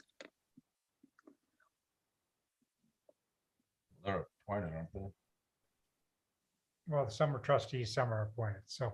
they, No, No, they said every municipality, the IGA is written, every municipality, Grand County, Granby, Fraser, Winter Park, would appoint one person to represent that. It may be an elected person, Okay. it doesn't have to be. Those four then would pick 3 at-large members from within, I think, Grand County. Sorry. but the timeline doesn't, what? Is that Eileen? Yes, So even if you're a trustee and you get appointed or by your municipality and your term expires, you're still appointed to that housing authority board. I It's- thought it said or to the, whichever came first, the end of your term or the 4 years. I don't believe that language is still in there. We had it in there at one time, but Well, I believe it's in what we were given.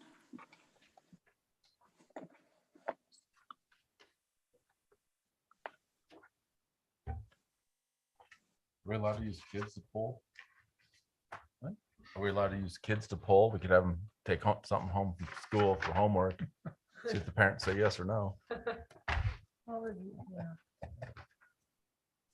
Most people say no about some kind of education. Well, that's what I mean. The kids educate the parents. They read through it, explain to the kids what's going on. Then they say yes or no. It's a poll. Danger. So Well, that's Arlene, you're legal. talking about section B, term of office. Right. Says each director appointed by the parties shall serve a 4-year term expiring on July 31st. So yeah, 4-year terms expiring on July 31st. January 31st. Yeah, January 31st. Of each, yeah, after that 4-year term, at the end of the 4-year term. So it would begin on January 31st and end on January 31st. So it means you might be a trustee and then still be on the housing authority, but you wouldn't be a trustee if you didn't vote back in. because it's in April versus January. Well, it's highlighted in pink and it says or to the expiration of his or her term in office, whichever comes first. So it seems like, That the old version maybe? I think you've got an older version, Eileen. The one in the packet, it says under that section B, term of office, each director appointed by the parties, and it strikes out who is an elected official. Shall serve a 4-year term. So in other words, we were not trying to tie, if you were an appointed elected official, your term of office with your term is on being on this board. So that proposed language was stricken. We'll have an updated, cleaner version at a later meeting. Because AJ's out today, we couldn't get a clean version of this. okay. It's the version I have is the one that's in the pack. That's the only one I've ever had. Okay. Well, I guess you mailed it to it, but what I'm referring to. But okay, just so it gets cleaned up. So is that working group going to be meeting again Mhm. soon? We're still meeting. We've still got work to do. We've got the housing needs assessment. We've got, I think there's still some grant applications out there that we're working on. We're still engaging Holland and Hart for legal advice as we fine tune the agreements and so forth and the bylaws. We've discussed PR firms, in other words, someone to help with the marketing for any kind of ballot initiative. I think the working group will probably keep working even after the IGA is formed and the officers are elected. Awesome. We're going to be the kind of the lifting arm for So I'm this wondering new if that's the organization. place at your next work session to bring up this discussion about back to Fraser Winter Park, Grand County within this district. I'll have And that if it's discussion successful, before the then work following session. up the following year Yeah. or possibly Yeah. at a later date, incorporating Granby into it. Yeah. Once that succeeds, because that does make sense. Yeah. Our next meeting That is a was the week from initial Friday. intention. Our next meeting is a week from Friday, but I'll be reaching out to the working group How many in people are in the advance of working that. group? Pardon me? How many people are in the working group? Like seven. Michael and myself, Keith and AJ, Ted Sherry from Granby, Ed Moyer and Sheena from the county. I think that's it. Holland and Hart is our legal team. And of course, we'll be working with Willa and Andrew on the housing needs assessment. So we meet every 2 weeks, usually on Friday about 9 o'clock. Can we verify voters as well, please? Because I'm still can't believe that Winter Park has more voters than us, so that we know those numbers. You know, the total number of registered voters and how many of those registered voters voted in the last election. Yes. Yeah. Sure, that'd be good to know. For each of, Right. yeah.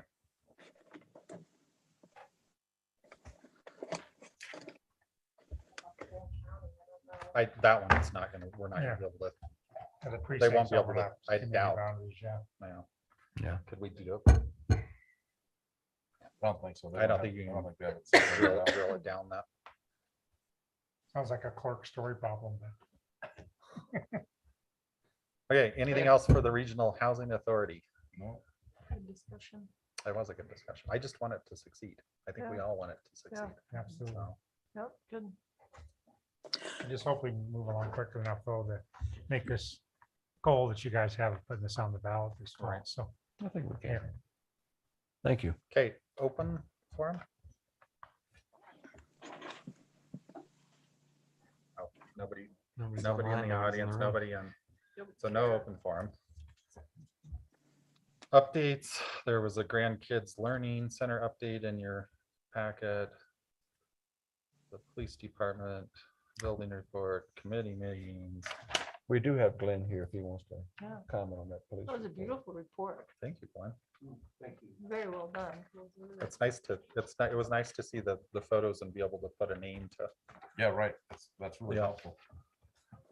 Good for a lineup at some point. All right. I was thinking about, I'd like to print that out so we can have it and keep it the risk office. So what was working like, oh Right. yeah, that's I'm like, wow, we have a new.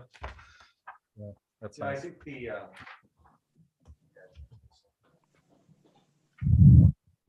Actually, Glenn, for the video, if you could come to the podium. oh, sure.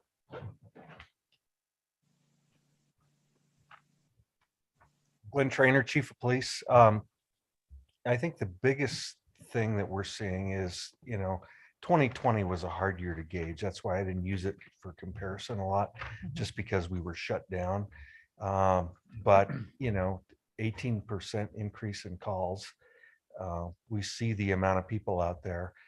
Probably the biggest change that I saw is when we started the PD, and for probably the first 16 years, Fraser ran about 35% of the calls that we responded to every year. In 2021, you were up to almost 45% of the calls. And, alcohol so related. what's that? Alcohol related. Well, it's, excuse me, it's hard to tell, but nevertheless, I don't know if that's a trend or an anomaly. We'll just have to continue to watch it. But, obviously you folks have done a lot here as far as bringing visitors to town and, your increased housing, that kind of thing.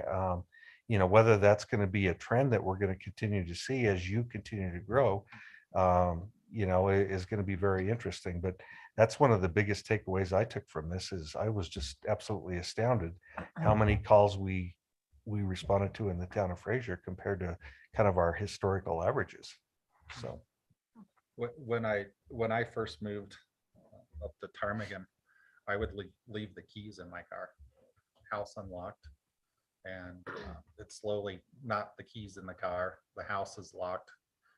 Now I actually have a security camera on the front of my house and had propane tanks stolen from right in front of my house. yeah, and So. I have made those changes myself, so I know Car what you're talking car about. sitting just down the street from us was stolen not that long ago. Right, Yeah, I don't, maybe it's COVID, maybe it's the, I'm sure that's it. could Yeah. be people are restless. When you're catching some of these people, do you see folks coming from out of town that are doing this? As far as the car crimes go and the auto thefts, yeah, that's people out of town. I mean, the bike shop being burglarized twice, those are people that aren't from around here, as are the majority of the catalytic converter thefts that we had. But we just plain have more people, so we're going to have a certain percentage of those people who aren't good citizens. Did Doug get any of his property back or anything, the bike shop theft, or? We did not. No, that stuff There was was a in ring, the but wind. wasn't it? And I don't know that there was any recovered from it was well over $1 million in total thefts that this group was Yeah. responsible for. Insurance, hopefully. So, Oh, it was good to see the kind of rate you're having of solving crime, so. yeah, We caught the bank robber, right? we did. Yeah. Yep, he's in prison Yeah, now. Yeah. So, all right. Thank Well, you. you've got great Substitute staff. teacher. Yeah. Thanks. It is your staff is always friendly and it's nice that I can throw up my hand and they wave back. You don't always see that, so it's That's nice. true. Um, Yes, they're wonderful people. They make me look good. Yeah. Yeah. All right. Thank you. All right. Thank you. Updates, the pole yard sold, Who bought it? What? Saffel. So it was Ah, in the paper, $1.8 million. Sold to a company that he was a registered owner of the company, and then it sold again within a few days to another company that I haven't figured out who. So did he lose it? So he won his case that he got. I don't to buy know, it for but the he ended price up that- buying. He paid 1.8 million for the pole yard. Okay. So that's off. And maybe he'll come to us and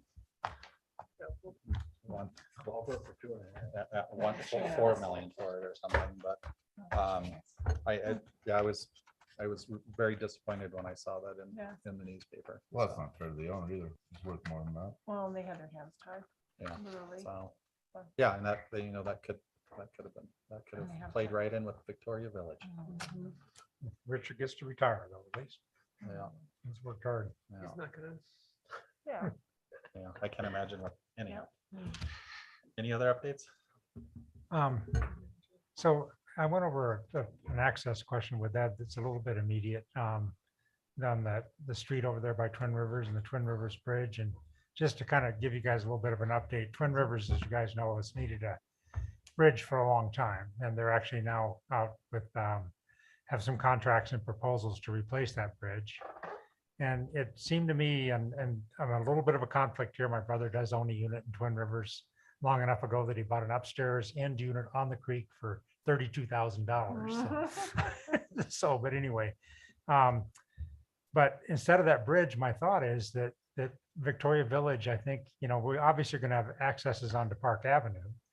But if we had an access onto County Road 8, we could solve that shortcut problem that we've always had of people driving through Twin Rivers, because the only way to get, if you're coming out County Road 8, the only way to get to the post office is to take 2 left-hand turns, one onto the highway and one back into the post office street again, unless you take a shortcut through Twin Rivers. And if we get a bunch of units down there in Victoria Village, that problem is going to get even worse. And the CDOT plans that we've seen for the highway point to a traffic light probably sooner rather than later at County Road 8. So if we could get people out of Victoria Village and on the 8 into a traffic light, that might offer help too. So in other words, don't replace the bridge at Twin Rivers, but cooperate with them, cost sharing.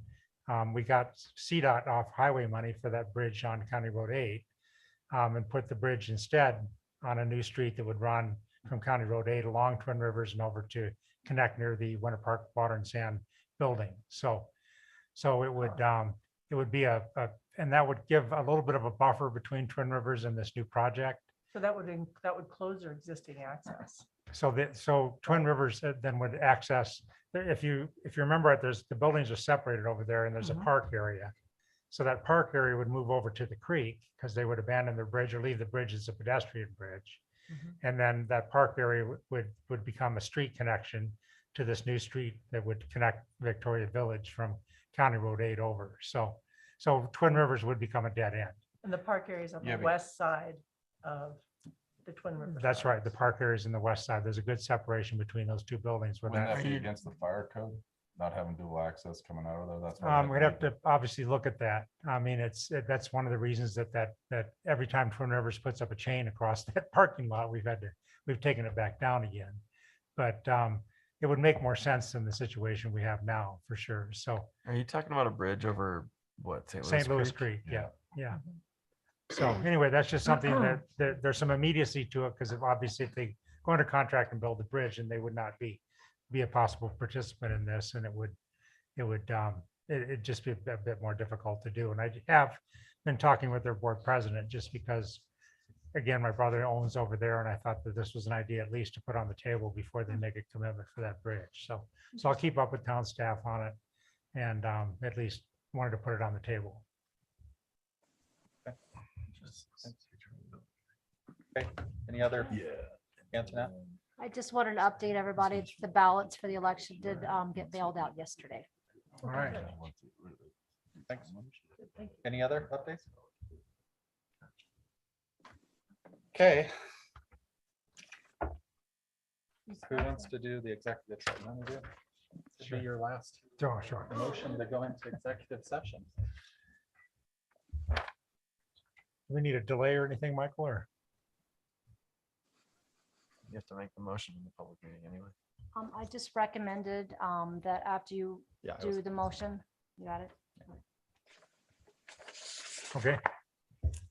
I move to enter into an executive session for discussion of a personnel matter under CRS section 24.6 402-4FL and not involving any specific employees who have requested discussion of the matter in open session for a conference with the town attorney for the purpose of receiving legal advice on specific legal questions under CRS section 24.6 402-4B regarding personnel.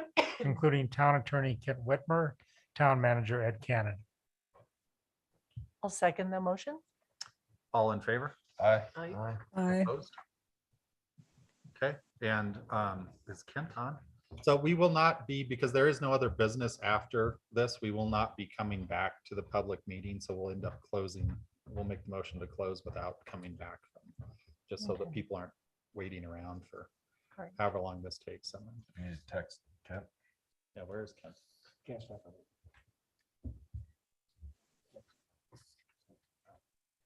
Then you're gonna have to So change that we motion. we have to actually record this then, because it's, we Because he has do to not listen. have our attorney. So this will be recorded. So, but if it's a, It's recorded. it's for Kent. recorded but not for public, Right. Yeah, it's not. For for Okay. public. It's just recorded. but And, it, okay. and the executive session is gonna have to be amended because it's a conference with the town attorney. So The do I need executive to, session needs to be amended Okay. because it's a conference with the town attorney. It does. It does say that. We can do it next meeting if you want to, just skip this. No, because we have, This is for me to talk to the board about a personnel matter. Gotcha. It So- has nothing to do with attorney-client privilege, has nothing to do with advice. on Okay. that. Do we want to amend? Let's. So just I, amend. I would amend the motion to delete the last part, which wherein I said that for a conference with the town attorney for the purpose of receiving legal advice on specific legal questions. Remove that from the motion. Okay, and there, do we have to vote again? So can you want Or a second again? I'll second Chief, I like your the backpack. changes. to, all in favor? Aye. Aye. Aye. Backpack. Aye. Opposed? Is that good, Antoinette? Okay. Okay.